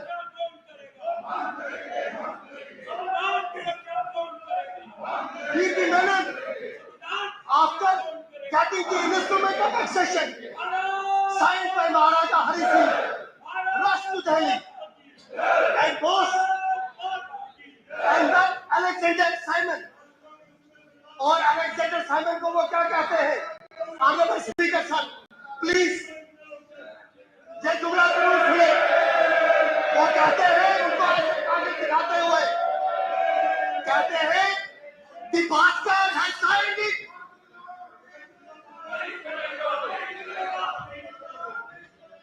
The bastard has signed it. ये bastard कौन था? ये bastard Jammu Kashmir का उस वक्त हुक्मरान था। हम उसको मानते थे या नहीं मानते थे, या हमने उसके शख्सी राज के खिलाफ एक मुनस्सब जद्दोजहद की थी आपकी जगह, लेकिन अंदाजा लगाए नियत का, उनकी नियत का अंदाजा लगाए कि जो शख्स जम्मू कश्मीर को प्लेट में रख के उनके हवाले करता है, उसके बारे में कहता है कि the bastard has signed it. and now we did not let it go. ये था वो पहला जुमला जो शुक्रिया के तौर उस वक्त की मरकज की हुकूमत के नुमाइंदे ने इंस्ट्रूमेंट ऑफ एक्सेशन के एवज में हमको बताया।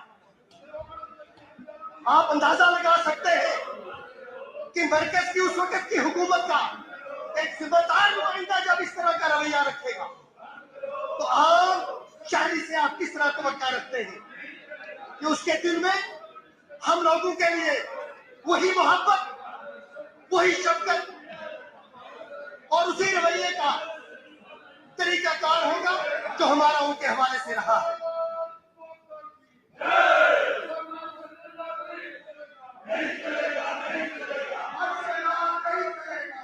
और अगर स्पीकर सर, ये जो जम्मू कश्मीर के लोगों की एक्सपेक्टेशंस है, कहते हैं एक्सपेक्टेशंस आर ऑलवेज राइट।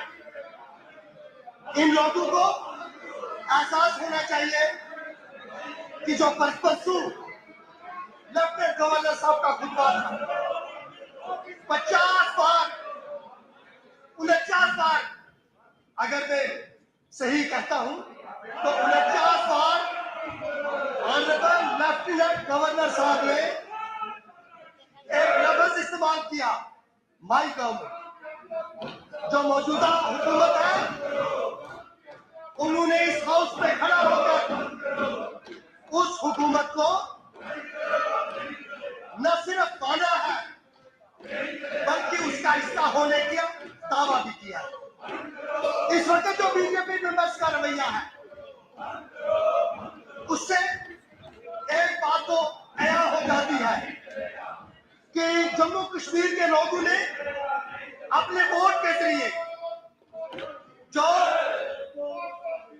इनको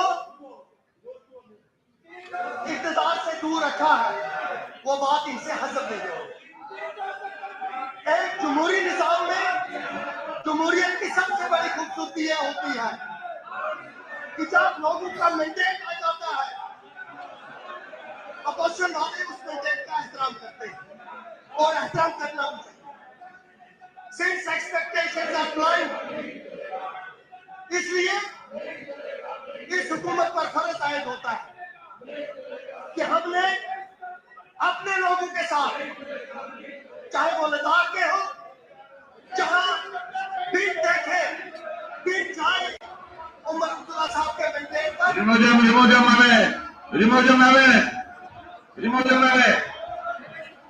लद्दाख के लोगों ने 5 अगस्त 2019 के फैसले को जब उन्होंने भारतीय जनता पार्टी के उम्मीदवार को इलेक्शन दिया,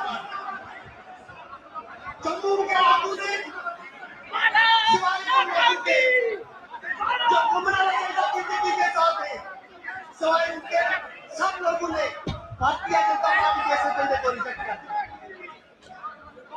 कश्मीर के लोगों ने एक सेक्युलर डेंजर का इजहार करते हुए अपने उस एजेंडे का जो उमर साहब ने उनके सामने रखा था, एक सियासी और इक़्तिसादी एजेंडा, उसका साथ देते हुए उन्होंने इस हुकूमत को चलाने की जिम्मेदारी उमर अब्दुल्ला साहब को दी। इस वक्त Don't allow anybody to enter the well. Don't allow anybody to enter.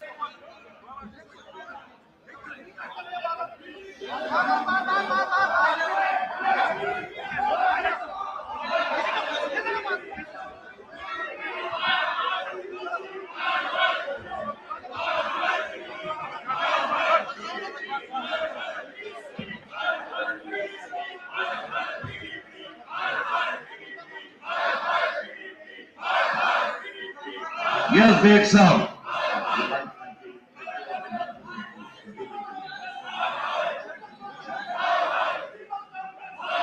बोलिए आप बोलिए। सबसे पहले आपको मुबारकबाद पेश करता हूं कि आप इस हाउस के स्पीकर मुंतखब हुए और मौजूदा रियासत के सियासी और सारी सूरत हाल में इससे आपसे बेहतर नहीं, झगड़ा कर रहे हैं इनके साथ तो बाहर करो, हाउस जरूर के लिए नहीं है। अगर आप कोई झगड़ा आपस में कर रहा है तो बाहर करो। This is not the place to fight. I will not tolerate it. जाइए जाइए जाइए, बोलिए आप बोलिए। साहब और उनकी कैबिनेट को मुबारकबाद देता हूँ कि उन्होंने रियासत की हुकूमत की भागदौड़ संभालने के बाद अपना वो वादा, जो पहला वादा अवाम के साथ किया था कि जब हमारी असेंबली की पहली नशस्त होगी तो उसमें I will give my ruling, Mr. Sajjad. I will give my ruling after your resolution. Please take your seat. I will give you the ruling. Please take your seat. No, not now. Please take your seat. Yes.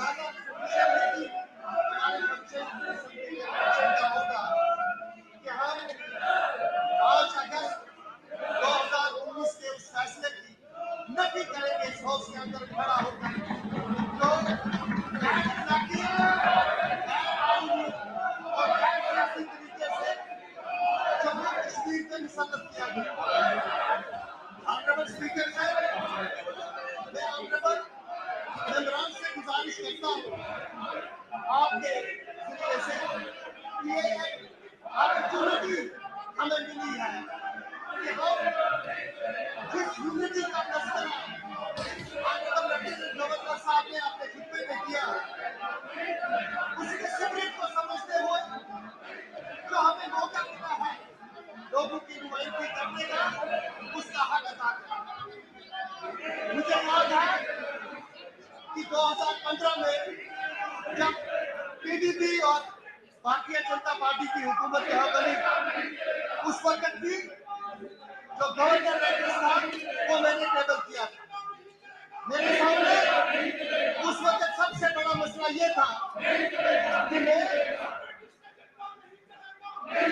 इस house के सामने कौन सी बात Behave properly. I am arguing you behave properly.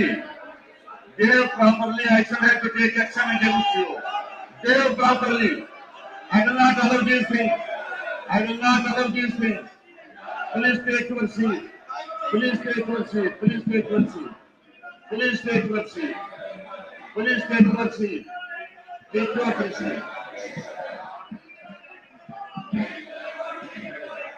2015 में मेरे पास सबसे बड़ा मसला ये था कि मैं जब हाउस में खड़ा हो जाऊंगा तो मैं बीजेपी और पीडीपी के अलायंस का दिफा कैसे करूंगा और क्या बात करूंगा और किससे बीजेपी और पीडीपी के अलायंस को असेंबली के अंदर उसका एक सियासी जवाब फराहम करूंगा और उसके बारे में क्या करूंगा।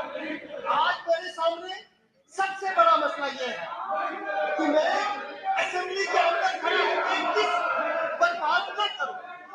वहां मसला ये था कि किस पर बात करूंगा और यहाँ मसला ये है कि किस पर बात न करूं।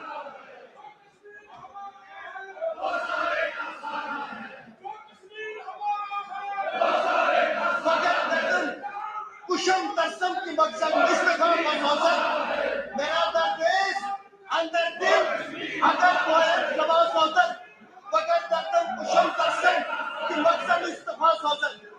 ऑनरेबल स्पीकर सर, हम जो यहाँ पर इस वक्त सारे नेशनल कॉन्फ्रेंस के वर्कर असेंबली में और ट्रेजरी बैंक पर बैठी हुई हमारे दिल में एक दर्द है, एक दुख है, एक मौके का एहसास है कि अगर हम अपने उस दुख, उस दर्द और उस धोखे का इजहार इस प्लेटफॉर्म पर नहीं करते तो हमारे मगज फट जाते हैं और अगर करते हैं whatever they say should not be recorded or reported, please. अगर हम सच नहीं कहते तो हमारे मगज फट जाते हैं। Please take your seat. Remove these people from the house. Don't allow anybody to enter the well.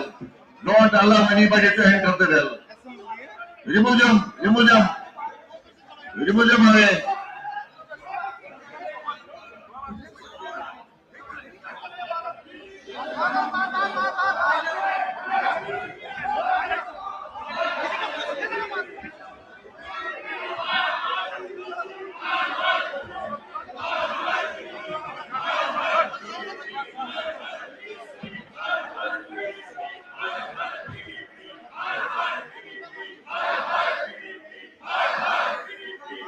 Yes Baig साहब,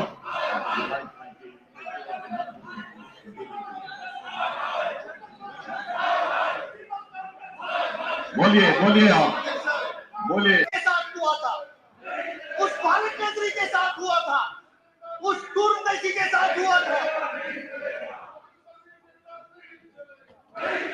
जिसकी वजह से हमने उस वक्त टू नेशन थ्योरी को रिजेक्ट किया। हमने टू नेशन थ्योरी इसलिए नहीं रिजेक्ट की थी कि हिंदुस्तान और मुसलमान का झगड़ा है। हमने टू नेशन थ्योरी इसलिए रिजेक्ट की थी कि इसका कोई इखलाकी जवाब नहीं था। टू नेशन थ्योरी क्या थी? टू नेशन थ्योरी के दो पहलू है। एक पहलू यह है कि इस मुल्क में कई कौमें हैं, जिनमें से दो कौमें, एक हिंदू है और एक मुसलमान है। और इसका अगला पहलू यह था कि हिंदुस्तान और मुसलमान और हिंदू मिलकर इस रियासत में नहीं रह सकते।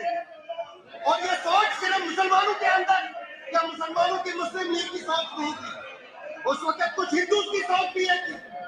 1925 के आम की करारदाद को देखें तो आपको मालूम पड़ेगा कि ये सोच उस वक्त सिर्फ मुस्लिम लीग की नहीं थी, क्योंकि इस सोच का कोई इखलाकी जवाब नहीं था। इसलिए हमारी क़यादत ने इसको रिजेक्ट किया। जब भी दुनिया में कोई कानून बनता है किसी माशरे के अंदर, तो सबसे पहली चीज ये देखी जाती है कि इस कानून का कोई इखलाकी जवाब है कि नहीं है। जब भी आईन में कोई तरमीम की जाती है तो सबसे पहले देखा जाता है कि इस आईनी तरमीम का कोई इखलाकी जवाब है कि नहीं है। जब किसी चीज का इखलाकी जवाब नहीं होता, उसका सियासी जवाब भी नहीं होता। और जब तक किसी चीज का इखलाकी जवाब कायम रहता है, उसका सियासी जवाब और उसका आईनी जवाब कायम रहता है। सुप्रीम कोर्ट ने हमारी पिटीशन पर जो फैसला दिया है, उसका आईनी जवाब या कानूनी जवाब उन्होंने जो भी दिया हो, उस पर मैं बात करूंगा। लेकिन पहली बात यह है कि जब हमारा इल्हाक हिंदुस्तान के साथ हुआ, उसकी बुनियाद इखलाकियात पर थी, न कानून पर थी न सियासत पर थी। हमारे साथ जो मुआहदे हुए थे उनकी एक इखलाकी जवाबियत थी, और हमारे साथ मुआहदे खत्म करने के लिए जो शराइत थे या उसको जारी रखने के लिए जो शराइत थी, उसकी सबसे बड़ी शर्त यह थी कि हमारी कॉन्स्टिट्यूएंट असेंबली ये फैसला करेगी कि हमारे हिंदुस्तान के साथ क्या रिश्ते होंगे। और इसी वजह से 370 को हिंदुस्तान के आईन में रखा गया। इसी वजह से हिंदुस्तान की उस वक्त की कॉन्स्टिट्यूएंट असेंबली ने हमारी कॉन्स्टिट्यूएंट असेंबली को एक जवाबियत फराहम की कि आगे चल के आप जो फैसला करेंगे उसी की बुनियाद पर आपका और हमारा ताल्लुक, उसको कोई सियासी जवाब मिलेगा। ऑनरेबल स्पीकर साहब, एक अहम नुक्ता इसको मैं अंडरलाइन करना चाहता हूँ, आपकी नोटिस में लाता हूँ कि मेहरबानी करके इस पे गौर करें। आर्टिकल 376 जो हिंदुस्तान के आईन का आर्टिकल है, उसमें एक तरमीम की गई, और वो तरमीम ये थी कि जम्मू कश्मीर की कॉन्स्टिट्यूएंट असेंबली को अब असेंबली समझा जाएगा।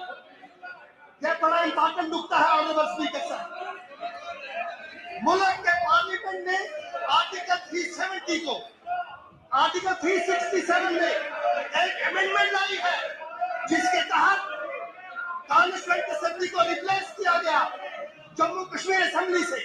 कल जो हमने करारदाद जहां पास की है, उसका जवाब वही अमेंडमेंट फराहम करती है।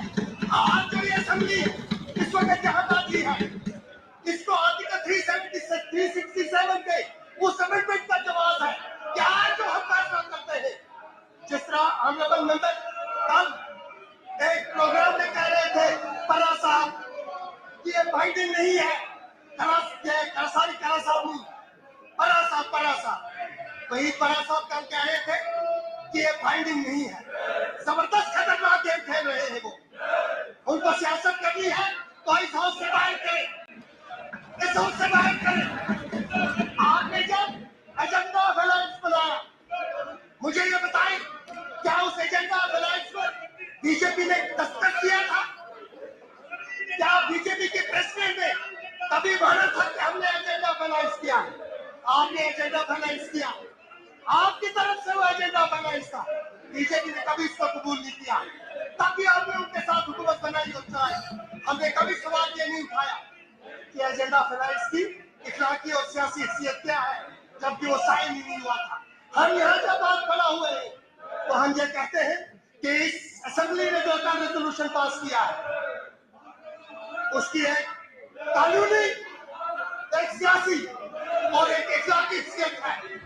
मरकजी हुकूमत उसको रिजेक्ट करने से पहले उसको ये समझना होगा कि ये इब्तिदाई है, अभी इंतहा उन्होंने देखती है। हमने फैसला किया है नेशनल कॉन्फ्रेंस के लोगों कि जो करारदाद पास की है यह तो अभी पहला कदम है। ये इस असेंबली के अंदर, ये असेंबली जब परसों आप फरमा रहे थे ऑनरेबल सीनियर मेंबर मुबारक साहब से कि जब आप इस असेंबली में दाखिल हुए तो इस असेंबली की हालत बहुत खराब थी। आप ये सोच रहे थे क्या ये असेंबली काम भी करेगी कि नहीं करेगी। अब मैं सोच रहा था कि इस हाउस के अंदर ये झाड़, ये झंडे, ये लकड़ी का काम, ये लाइट, ये पानी का काम तो कर दिया आपने, लेकिन जिस पर्पस के लिए असेंबली बनी है, जिस मकसद के लिए ये असेंबली बनी है, क्या वो मकसद ये असेंबली कर पाएगा? जो आवाज जम्मू कश्मीर के लोगों ने यहाँ से भेजनी है, क्या वो आवाज हम जम्मू कश्मीर के इस आवाज से उस आवाज तक पहुंचा सकेंगे कि नहीं पहुंचा सकेंगे? लेकिन जब इस तरह का हाउस कोई आवाज आगे पहुंचाता है तो उसका एक आईनी तरीका भी है, उसका एक इखलाकी तरीका भी है। हमने जो अपने रेजोल्यूशन में जुबान इस्तेमाल की है जिसमें सवाल उठ रहे हैं, वो जुबान इखलाकी दायरे के अंदर रहकर एक ऐसी जुबान का इंतजाम किया है जो एक लंबी पुरअमन बाइखलाक जद्दोजहद का आगाज है। Honourable speaker sir, honourable speaker sir, मैं कुछ और बात कहना चाहता हूँ, मेहरबानी करके ये बात आप गौर से सुने।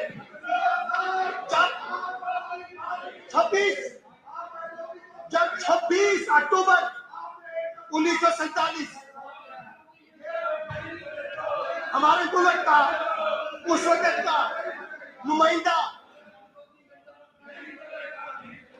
मेमन साहब यहाँ तशरीफ लाते हैं और महाराजा उनके साथ अकार्ड साइन करते हैं। मुझे थोड़ा सा वक्त दीजिए please.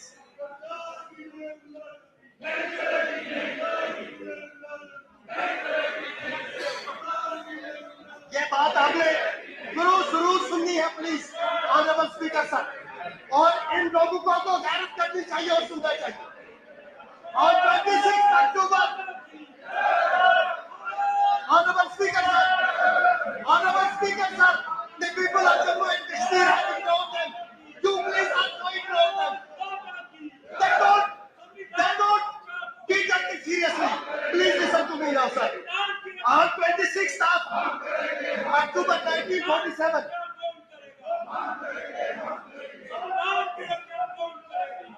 please be honored. After getting the instrument of accession signed by Maharaja Hari Singh, rushed to Delhi and boss and then Alexander Simon, और अलेक्जेंडर साइमन को वो क्या कहते हैं? ऑनरेबल स्पीकर सर, प्लीज ये जुमला जरूर सुने। वो कहते हैं, उनको आगे दिखाते हुए कहते हैं, the bastard has signed it.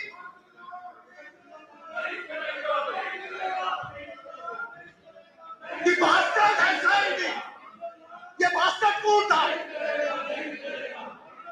ये बास्टर्ड जम्मू कश्मीर का उस वक्त हुक्मरान था। हम उसको मानते थे या नहीं मानते थे? जब हमने उसके शख्सी राज के खिलाफ एक मुनस्सब जद्दोजहद की थी आपकी जगह, लेकिन अंदाजा लगाए नियत का, उनकी नियत का अंदाजा लगाए कि जो शख्स जम्मू कश्मीर को प्लेट में रख के उनके हवाले करता है, उसके बारे में कहता है कि the bastard has signed it and now we did not let it go. ये था वो पहला जुमला जो शुक्रिया के तौर उस वक्त की मरकज की हुकूमत के नुमाइंदे ने इंस्ट्रूमेंट ऑफ एक्सेशन के एवज में हमको बताया। आप अंदाजा लगा सकते हैं कि मरकज की उस वक्त की हुकूमत का एक जिम्मेदार नुमाइंदा जब इस तरह का रवैया रखेगा तो आम शहरी से आप किस तरह तवक्का रखते हैं कि उसके दिल में हम लोगों के लिए वही मोहब्बत, वही शफकत और उसी रवैये का तरीकाकार होगा जो हमारा उनके हवाले से रहा है।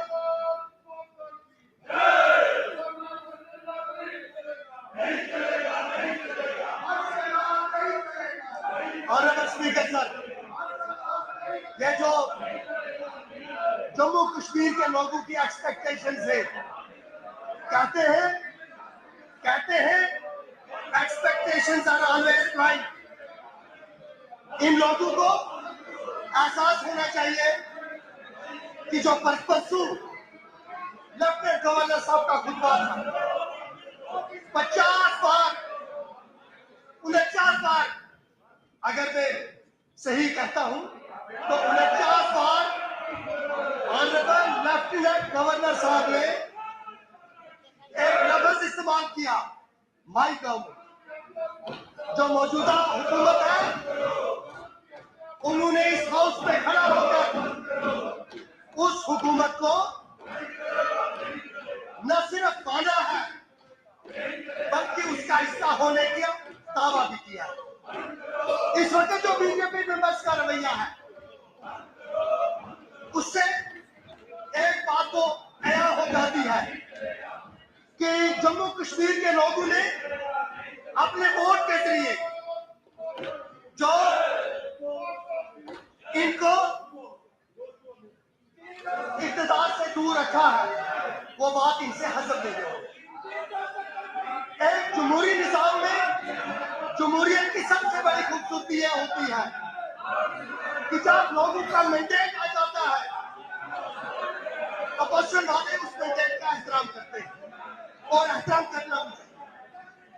Since expectations are blind, इसलिए इस हुकूमत पर फर्ज आयद होता है कि हमने अपने लोगों के साथ, चाहे वो लद्दाख के हो, जहां बिन देखे बिन जाए उमर अब्दुल्ला साहब के मैंडेट पर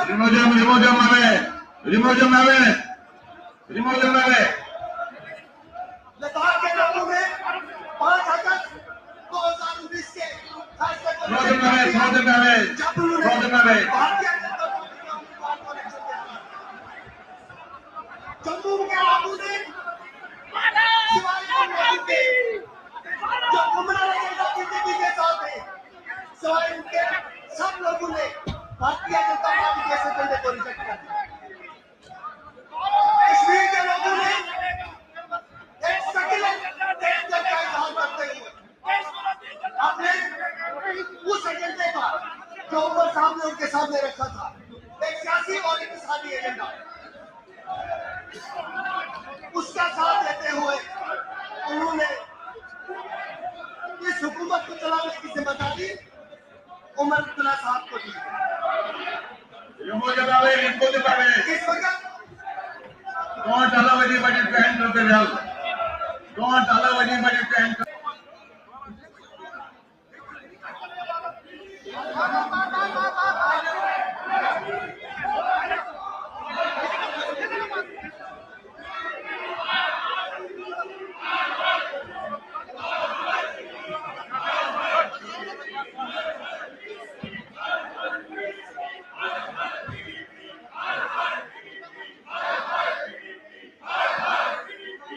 Yes, big sound.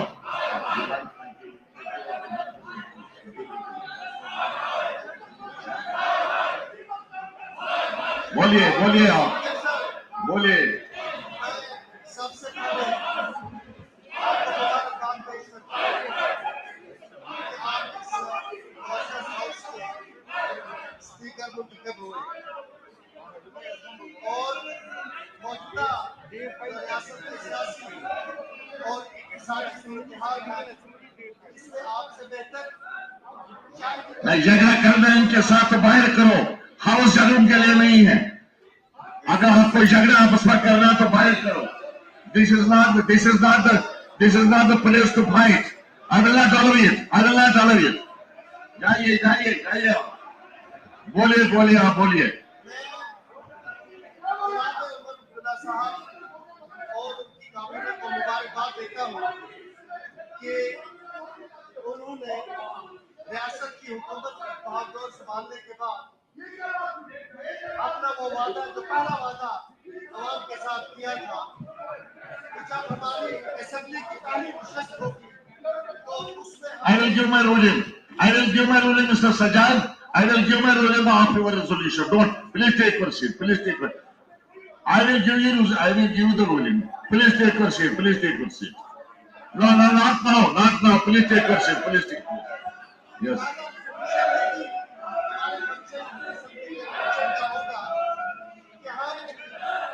आज अगस्त 2019 के उस फैसले की नफी करेंगे इस हाउस के अंदर खड़ा होकर, जो और सियासी तरीके से जम्मू कश्मीर में मुसल्लत किया गया। ऑनरेबल स्पीकर साहब, मैं ऑनरेबल मेंबरान से गुजारिश करता हूँ आपके जरिए से ये अपॉर्चुनिटी हमें मिली है कि हम जिस यूनिटी का तस्करा गवर्नर साहब ने अपने खुतबे में किया, उसके स्पिरिट को समझते हुए जो हमें मौका मिला है लोगों की नुमाइंदगी करने का, उसका हक अदा करना।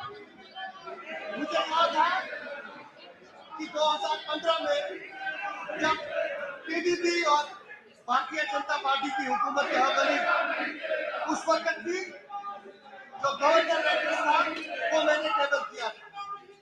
मेरे सामने उस वक्त सबसे बड़ा मसला ये था कि मैं इस हाउस के सामने कौन सी बात Behave properly. I am warning you. Behave properly. Action has to take action against you. Behave properly. I will not allow these things. Please take your seat. Please take your seat. Take your seat.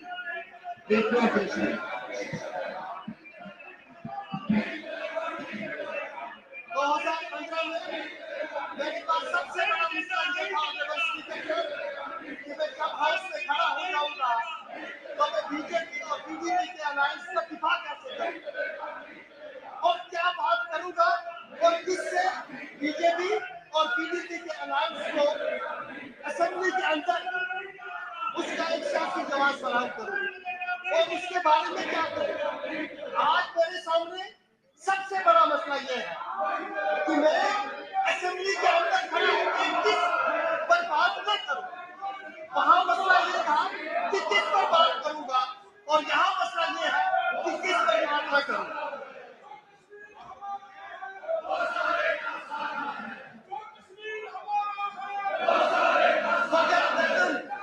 कुशम तरसम की मकसद इस्तेफा का मौसम मेरा देश अंदर दिल अगर कोई सभा सौदन वगैर दर्दन कुशम तरसम की मकसद इस्तेफा सौदन। ऑनरेबल स्पीकर साहब, आप जो यहाँ पर इस वक्त सारे नेशनल कॉन्फ्रेंस के वर्कर असेंबली में और ट्रेजरी बैंक पर बैठी हुई हमारे दिल में एक दर्द है, एक दुख है, एक मौके का एहसास है कि अगर हम अपने उस दुख, उस दर्द और उस धोखे का इजहार इस प्लेटफॉर्म पर नहीं करते तो हमारे मगज फट जाते हैं और अगर करते हैं Whatever they say should not be recorded or reported, please. अगर हम सब नहीं कहते तो हमारे मगज फट जाते हैं। Please take your seat. Remove these people from the house. Don't allow anybody to enter the well.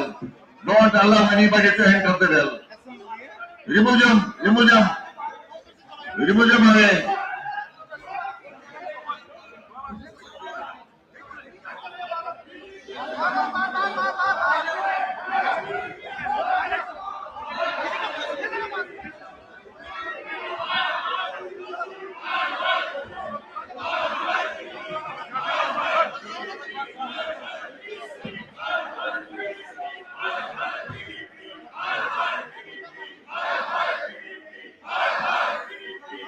Yes, Beg Saab.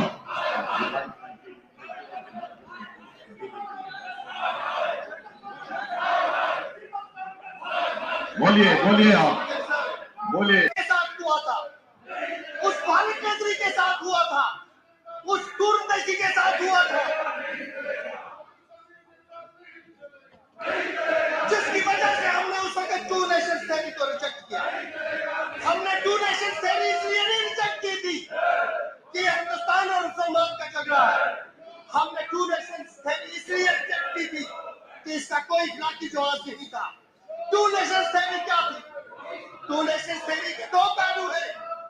एक पहलू ये है कि इस मुल्क में कई कौमें हैं, जिनमें से दो कौमें, एक हिंदू है और एक मुसलमान है। और इसका अगला पहलू ये था कि हिंदुस्तान और मुसलमान और हिंदू मिलकर इस रियासत में नहीं रह सकते। और ये सोच सिर्फ मुसलमानों के अंदर या मुसलमानों की मुस्लिम लीग की सोच नहीं थी, उस वक्त कुछ हिंदू की सोच भी है। 1925 के आप उनकी करारदाद को देखें तो आपको मालूम पड़ेगा कि ये सोच उस वक्त सिर्फ मुस्लिम लीग की नहीं थी, क्योंकि इस सोच का कोई इखलाकी जवाब नहीं था। इसलिए हमारी क़यादत ने इसको रिजेक्ट किया। जब भी दुनिया में कोई कानून बनता है किसी माशरे के अंदर, तो सबसे पहली चीज ये देखी जाती है कि इस कानून का कोई इखलाकी जवाब है कि नहीं है। जब भी आईन में कोई तरमीम की जाती है तो सबसे पहले देखा जाता है कि इस आईनी तरमीम का कोई इखलाकी जवाब है कि नहीं है। जब किसी चीज का इखलाकी जवाब नहीं होता, उसका सियासी जवाब भी नहीं होता। और जब तक किसी चीज का इखलाकी जवाब कायम रहता है, उसका सियासी जवाब और उसका आईनी जवाब कायम रहता है। सुप्रीम कोर्ट ने हमारी पिटीशन पर जो फैसला दिया है, उसका आईनी जवाब या कानूनी जवाब उन्होंने जो भी दिया हो, उस पर मैं बात करूंगा। लेकिन पहली बात यह है कि जब हमारा इल्हाक हिंदुस्तान के साथ हुआ, उसकी बुनियाद इखलाकियात पर थी, न कानून पर थी, न सियासत पर थी। हमारे साथ जो मुआहदे हुए थे, उनकी एक इखलाकी जवाबियत थी, और हमारे साथ मुआहदे खत्म करने के लिए जो शराइत थे या उसको जारी रखने के लिए जो शराइत थी, उसकी सबसे बड़ी शर्त यह थी कि हमारी कॉन्स्टिट्यूएंट असेंबली ये फैसला करेगी कि हमारे हिंदुस्तान के साथ क्या रिश्ते होंगे। और इसी वजह से 370 को हिंदुस्तान के आईन में रखा गया। इसी वजह से हिंदुस्तान की उस वक्त की कॉन्स्टिट्यूएंट असेंबली ने हमारी कॉन्स्टिट्यूएंट असेंबली को एक जवाबियत फराहम की कि आगे चल के आप जो फैसला करेंगे, उसी की बुनियाद पर आपका और हमारा ताल्लुक, उसको कोई सियासी जवाब मिलेगा। ऑनरेबल स्पीकर साहब, एक अहम नुक्ता इसको मैं अंडरलाइन करना चाहता हूँ, और आपकी नोटिस में लाता हूँ कि मेहरबानी करके इस पे गौर करें। आर्टिकल 376 जो हिंदुस्तान के आईन का आर्टिकल है, उसमें एक तरमीम की गई, और वो तरमीम ये थी कि जम्मू कश्मीर की कॉन्स्टिट्यूएंट असेंबली को अब असेंबली समझा जाएगा। यह बड़ा इंपॉर्टेंट नुकता है ऑनरेबल स्पीकर साहब। मुल्क के पार्लियामेंट ने आर्टिकल 370 को आर्टिकल 367 में एक अमेंडमेंट लाई है, जिसके तहत कॉन्स्टिट्यूएंट असेंबली को रिप्लेस किया गया जम्मू कश्मीर असेंबली से। कल जो हमने करारदाद यहाँ पास की है, the technological difficulties and restrictions, it's going to be a tall order. But if we choose this path of engaging with the professional community, let's see where the threats might be coming from for society, then it's going to be a way for the professional communities to address those threats on its own. But of course, the government should be willing to lend a helping hand. For such countries as Russia and India, this is a task that can be addressed. We have very good, top-notch specialists and experts. We've got very good schools of mathematics. We've got people who have proven to be leaders in this field.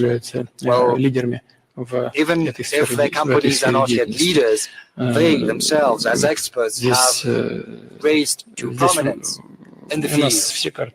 So we've got everything we need, especially in such countries as India and Russia. Now, as for the mere payment system that you have mentioned, to an extent, it's been a success, it's working, it's functioning, it could function even better, and it could be expanded if there had been no artificial barriers put in the way. But even though these barriers are being built, mere payment system is developing, and we're going to replicate the success. The issue of the internet, it has become a permanent fixture of our discussions. You said that the internet was created as a public good to serve the benefit of humanity. Well, of course, it was built for other purposes in the very beginning, but at a certain point in time, its growth change. And we've got to make sure that our activities in the internet, just as any other type of human activity, should be in compliance with moral and legal requirements. Of course, technologically, it's not always easily achievable, but it can be done. Society has to protect itself against destructive influence. But at the same time, we've got to ensure free exchange of information, and we also have to make sure that it benefits the development of countries and the international community at large. And we in Russia are going to pursue this path. I know India follows suit, and we're going to work together on this subject. And thank you for paying so much attention to this issue. But of course, it's impossible to overlook this matter or not to work on that. So I wish you every success. Mr. President, do you use the internet yourself? Well, I'm a very novice user. I can press some buttons to look something up. So you happen to do that. Our systems, yes, your systems. Very good, thank you. That is a consolation. Мы подробнейшим образом обсуждали окружающую среду, состояние мира с точки зрения климата и так далее. Я попрошу нашего доброго товарища Рашида Махараджа из Южной Африки рассказать. Thank you very much, Mr. President, also for updating us that the dialectic of history continues itself. Environmental problems, as you mentioned as well, cannot be solved separately from redressing global inequality problems. The World Meteorological Organization, the international weather body, recently noted that human-caused climate change has resulted in widespread and rapid changes in the atmosphere, ocean, cryosphere, and biosphere. The year 2023 was the warmest on record by a large margin, with widespread extreme weather. This trend continued into the first half of 24 and continues. According to the WMO, the science is clear. We are far off track from achieving vital climate goals. The impacts of climate change and hazardous weather are reversing developmental gains and threatening the well-being of people and the planet. Greenhouse gases and global temperature at a record level, and the emissions gap between aspiration and reality remains high. The colonial and imperial phases of globalization largely established the current world systems, and they essentially premised, as mentioned by you in various parts of your update, upon unequal exchanges between the global north, global south, or as we frame it, the global minority and the global majority. Some colleagues, Hickle and Associates working at London School, calculated that the global north extracts raw materials, land, energy, and labor worth approximately $10.8 trillion in 2015. Just that number could have ended extreme poverty 70 times over. Between 1990 and 2015, that 25-year period, the cumulative drain from the global south was approximately $242 trillion. It's abundantly clear Unequal exchange is a significant driver of global inequality, uneven development, and ecological breakdown. Whilst his heroic struggles for national liberation challenged aspects of colonial and imperial subjugation, the institutional apparatus established after the Second World War or the served to maintain the hegemony of the global north and specifically the advantages of the G7. The global COVID-19 pandemic exposed the structural flaws in our international system, while reminding us, as you've mentioned as well, that no one is safe unless we are all safe. Our collective scientific and technological competences, however, generated rapid solutions that helped us save lives. Notwithstanding, we are again witnessing attempts to weaponize intellectual property systems through restrictions on how knowledge is shared and against the transfer of technologies. These must be collectively resisted and condemned. All countries should seek wider and deeper cooperation and collaboration to accelerate the co-construction of knowledge, to enable just transitions from the unsustainability of the extractive exploitation without receiving the benefits of this value addition. Efforts at reforming international institutions that continue to facilitate the process of unequal exchange, however, generates more and more frustration and despair. Even as acknowledged recently at your successful 16th BRICS Summit in Kazan, this was from the Secretary General of the UN. The current international financial architecture is outdated, ineffective, and unfair. This was echoed even recently from just to the west of us in a global policy forum in Germany, which determined that these institutions have failed in their mission to prevent and mitigate crisis and to mobilize sufficient financing for internationally agreed development goals. Our common security can only be enhanced by actively reducing these inequalities in world systems and actively promoting knowledge sharing, ensuring equitable opportunities for the development of all. Now, I want to round this by saying our very survival is at risk should we fail to match our rhetoric with our actual practices and the resources to support all countries facing increased environmental degradation, climate change, and ecological precarity. Enduring peace could be a collateral benefit of such progressive transformations. Thank you very much.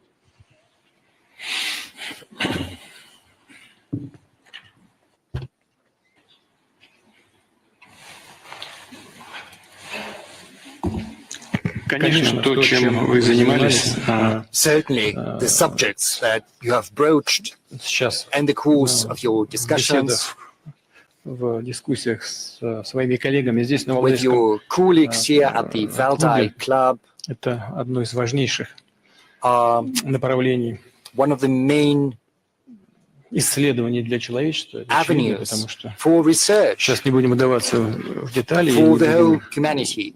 I'm not going into detail right now, nor am I что going to происходит, из-за discuss чего, то есть что what происходит, is понятно, изменение happening климата, and потепление. the reasons for that. Из-за Well, чего yes, это we происходит? understand Из-за that there is a деятельности global человека, warming. либо это We're not какие-то going to другие discuss whether that факторы is влияют, happening там, due to вплоть до глобального космоса. anthropogenic activities, and maybe Земли there are other происходит такое influences периодично, coming from space, и maybe периодически there are мы some не очень cycles понимаем, что in the history изменения of очевидно не Earth. происходит, это факт. But И было бы evidence for climate change беспечно вообще is ничего не there. делать. Climate change is С этим happening, не поспоришь. and it would А be мы в России wrong знаем это не not понаслышке, to потому do что anything. у We in нас Russia know full потепление well идет that this is быстрее, happening чем because во in всех Russia других the регионах warming мира. is У нас за happening 10 at a лет faster pace than потепление anywhere across произошло the на world. 0,5 Over the last градуса. 15 years, А в we Арктике have еще быстрее, registered a 0,7 0.5 degree плюс. increase. Это across Russia and in the Arctic, it's been 0.7 degrees, and 60% of our territory has permafrost. So it has practical implications for us, because we have cities and towns and settlements, and the permafrost, and there are productive capacities deployed over there. So this warming is going to have serious implications for us. So we're well aware of what is happening. Incidentally, we've got one of the greenest energy mixes across the world. 40% of our energy comes from natural gas. We also have nuclear capacities, hydropower, which in total accounts for 85% of the energy mix. And these are low emissions sources of energy. This is one of the greenest energy mixes across the world. Another 20% of all the forests are in Russia, so we have a very big absorbing capacity as well. And we are keeping that in mind. We have plans to that end. We've publicly announced these plans. We have said the target, what our targets are in terms of emissions reductions. And those who are most vociferous in that field, regrettably, are doing quite the obverse. To cite an example, the coal-based generation in Europe has grown. Just recently, everyone in Europe was saying that coal should be phased out, but quite the contrary. Rather than shutting that down, they have gone back to coal generation. Paradoxical as it may seem, it's a fact. Maybe it's been done under some made-up political notions, but that happened.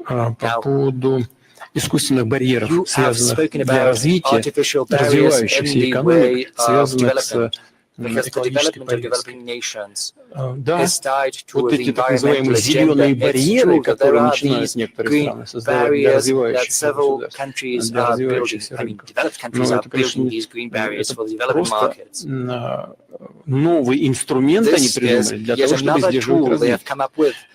Пожалуйста, если все так озабочены и искренне озабочены изменениями климата, о чем мы, конечно, должны думать, то тогда обеспечьте тем странам, которые тоже готовы работать в этой сфере, обеспечьте им источники финансирования и технологии для того, чтобы они могли спокойно, безубыточно переходить на эти новые технологии. А иначе что, они должны тащиться в хвосте прогресса? И справедливо некоторые говорят, ну вы-то, те, кто от нас требуете сегодня немедленного перехода на новые технологии, вы-то использовали все источники энергии ранее, да? Вы загрязнили всю атмосферу, а теперь от нас требуете, чтобы мы немедленно перескочили в новые уровни генерации.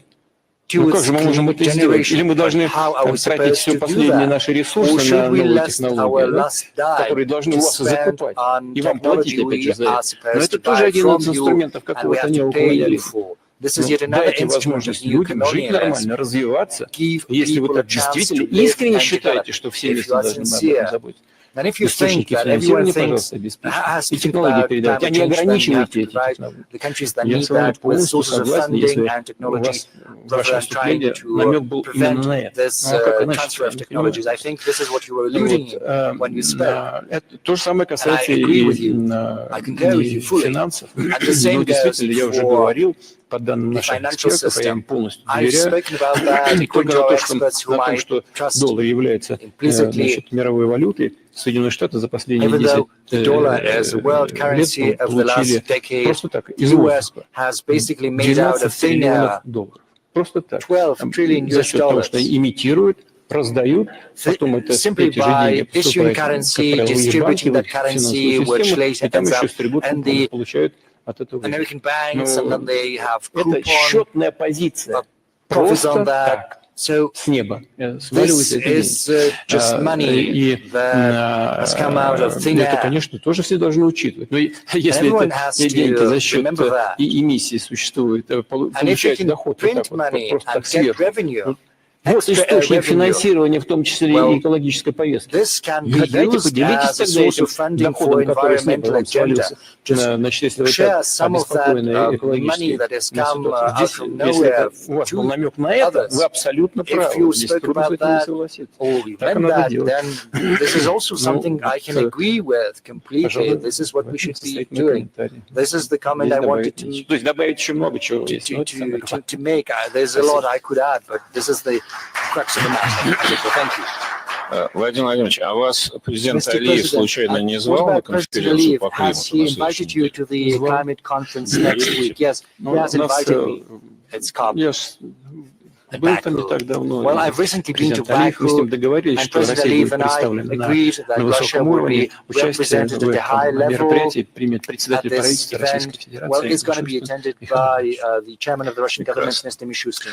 Well, that's incredible. Плавно перетекаем к теме, Well, которая нас let's всех волнует, потому move что мы все-таки в to основном another subject that международники. is of great concern Вами to же all of us высказанные because идеи we're евразийской international безопасности. relations Мы scholars. You've посвятили spoken этому about много liberation security, дискуссий. and we've И spent a lot Валдайский of доклад во time многом discussing that. в этом And году the об этом. Valdai И report, сессия to была a очень large интересная. extent, Я is хочу dedicated попросить to that, and we've нашего got друга a Глена very Дизена good из Норвегии session, изложить and I would основные like to give the выводы. floor to our friend from Norway, Glenn Diesen. He's going to share the summary with you. Thank you.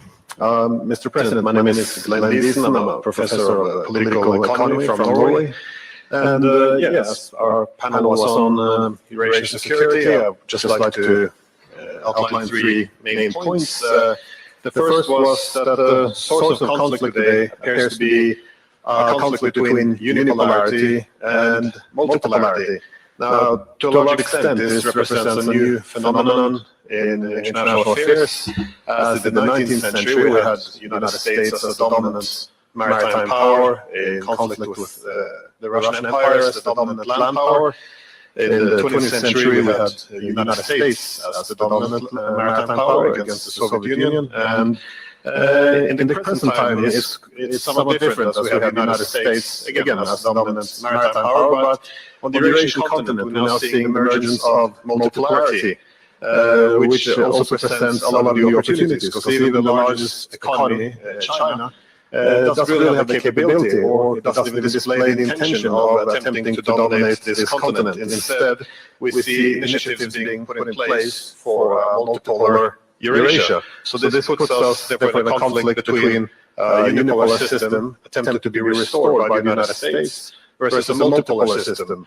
And the global majority seems to obviously prefer the multipolarity, which is why I think BRICS has been such a great attraction to many countries. However, in our discussions, we also discovered consensus that there was some concerns, or at least a desire for Eurasia to be an anti-hegemonic movement as opposed to being anti-Western. As the objective should be to harmonize interests and end this era of bloc politics, as opposed to Eurasia merely becoming a bloc. And again, the attraction of BRICS countries towards this Eurasian format largely rested on this idea that we could overcome the bloc politics rather than succumbing to it.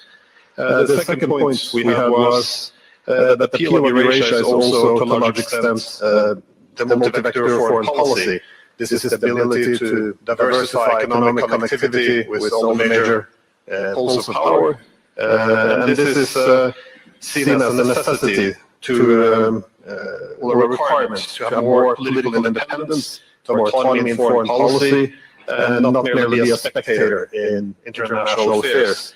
And yet again, this is why most countries do not want to choose between competing blocs, but instead find a way of harmonizing. And again, the global majority wants Eurasian multipolarity, as this is a requirement for genuine multilateralism and not the false one, which has often been promoted under Washington.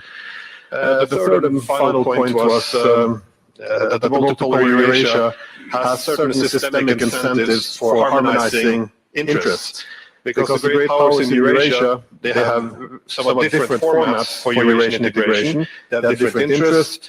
We can see this also with Russia and China, but we also see that none can really pursue their objectives or formats for integration without cooperation with these other centers of power. So this creates incentives to harmonize interests, and it seems that this is also what has made BRICS successful. As I remember a decade ago, many people expected Central Asia to be a clash point between China and Russia. Instead, we see it becoming an area of cooperation instead. So this gives optimism to other parts of Eurasia as well. And this is drastically different from the alliance system, which is usually used to advance unipolarity. In your own speech, you refer to the imperial impulse of dividing countries.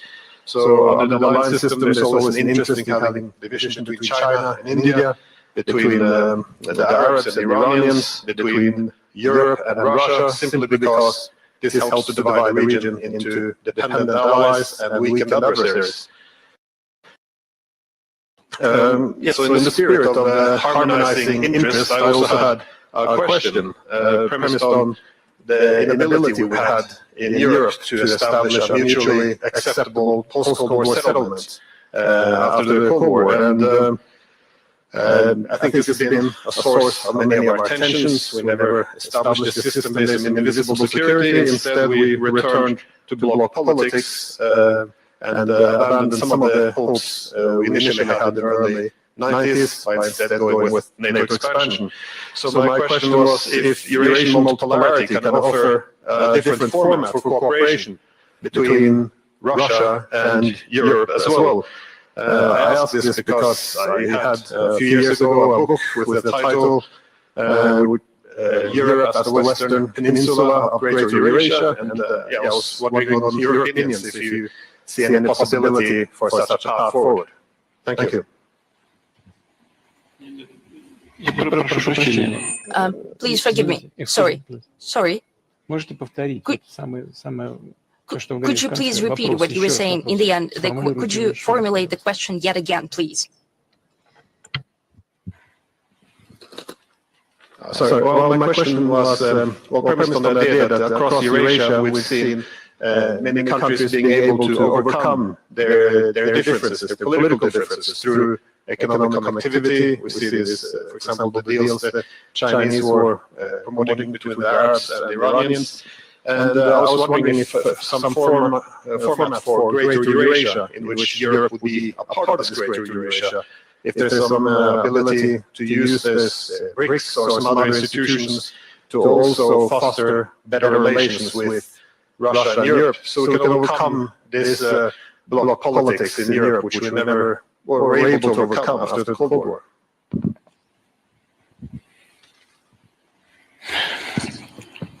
Вы знаете, после того, как холодная война закончилась, After the в Cold принципе, War был шанс ended, преодолеть это there was a блоковое chance to мышление overcome и this block саму thinking блоковую политику. and the block politics. После I того, can как repeat it. закончилась After холодная the Cold война, War был came шанс to an end, there преодолеть was a chance to блоковое overcome the мышление и block блоковую mentality and the block politics.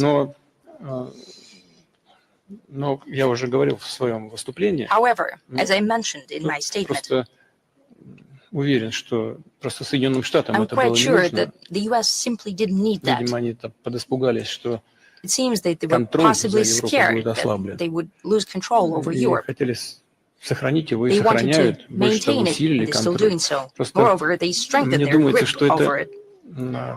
просто приведет, But I wanted to когда-то say приведет все that at some равно point к ослаблению it would lead to the этой weakening системы of подчиненности that вассальной. principle of Ну, complete мы же видим, subjugation. что я не, знаете, я сейчас не вкладываю то, что сейчас скажу, what I'm ничего saying плохого, right я не now хочу is- ни в чем никого не It's обвинять, not не anything упрекать, bad. I там, don't боже want упаси. to Ну, name someone многие or европейские anything, страны, God ну, forbid. практически But we все see that страны many Европы, European члены countries, НАТО, они most of European во вред своим countries that are NATO интересам members, to the совершают detriment of действия, their interest, которые are идут conducting actions на пользу that американской benefit the политики, US американской politics экономики. and the US economy. Ну, что там, в США, в некоторых Well, look, штатах, the Соединенных US, Штатах, in certain states of the US, энергоносители стоят в 3-4, а то и в 5 раз дешевле, чем в странах 3 or Евросоюза. 5 times less Ну, than in the конечно, European Union. значит, сознательно принимают решения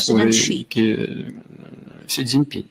Один пояс, один One путь. belt, one road. Один пояс и One belt, один one общий путь. common road.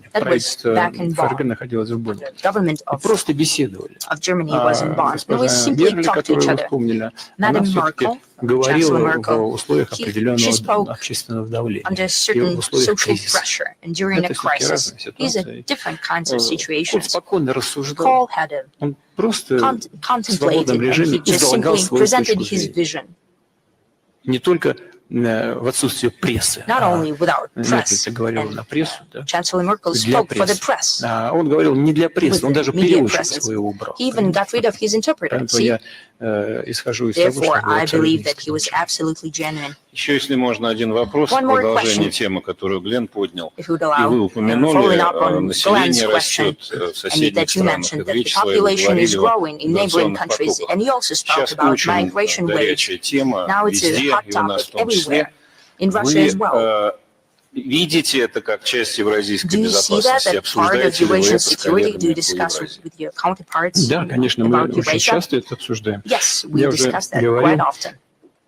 вот сейчас I у have нас already said it. исторически низкий уровень Now we have a безработицы, historically low level 2,4%, of фактически нет безработицы. У нас есть 2.4%. Basically, нехватка рабочих no рук. И, unemployment. We конечно, have нам deficit для of labor. развития For the экономики development нужны of our рабочие economy, руки. we need И labor. более того, отсутствие должного количества Moreover, рабочих рук the это lack of the является на necessary сегодняшний number день of workforce одним из основных is препятствий one of the нашего main экономического hurdles роста. towards our У нас вот economic прямо growth. сейчас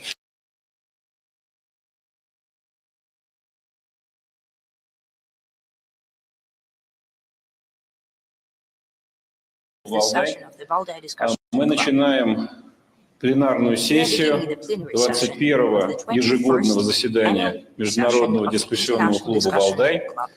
Мы провели 4 восхитительных и наполненных дискуссиями дня, и теперь можем, так сказать, попробовать подвести некоторые итоги. Я приглашаю на сцену президента Российской Федерации Владимира Владимировича Путина.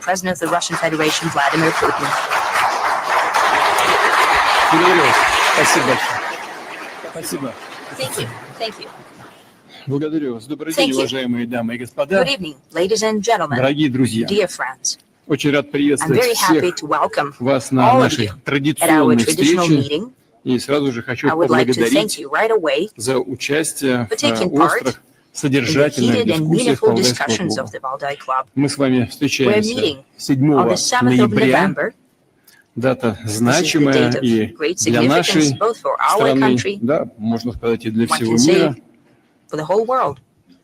Русская революция The Russian Revolution of 1917 года, 1917, как в свое время just like нидерландская, the Dutch Revolution, английская, Великая the English Французская Revolution and the революция French стали Revolution в back in известной their степени day вехами became в to a certain развитии extent a человечества. milestone in the Во development многом of humanity, определили have largely defined the истории, course of history, характер as well as the политики, nature of дипломатии, politics, экономики diplomacy, и economics, общественного and the social устройства. life.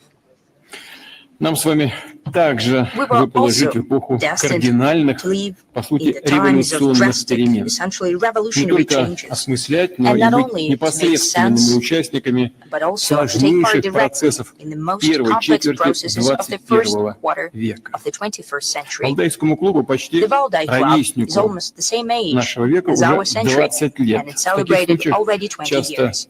между прочим, Quite говорят, often, что время people say летит that the time flew незаметно, by, no быстро, one но noticed, в данном случае так but не that's скажешь. not the case here.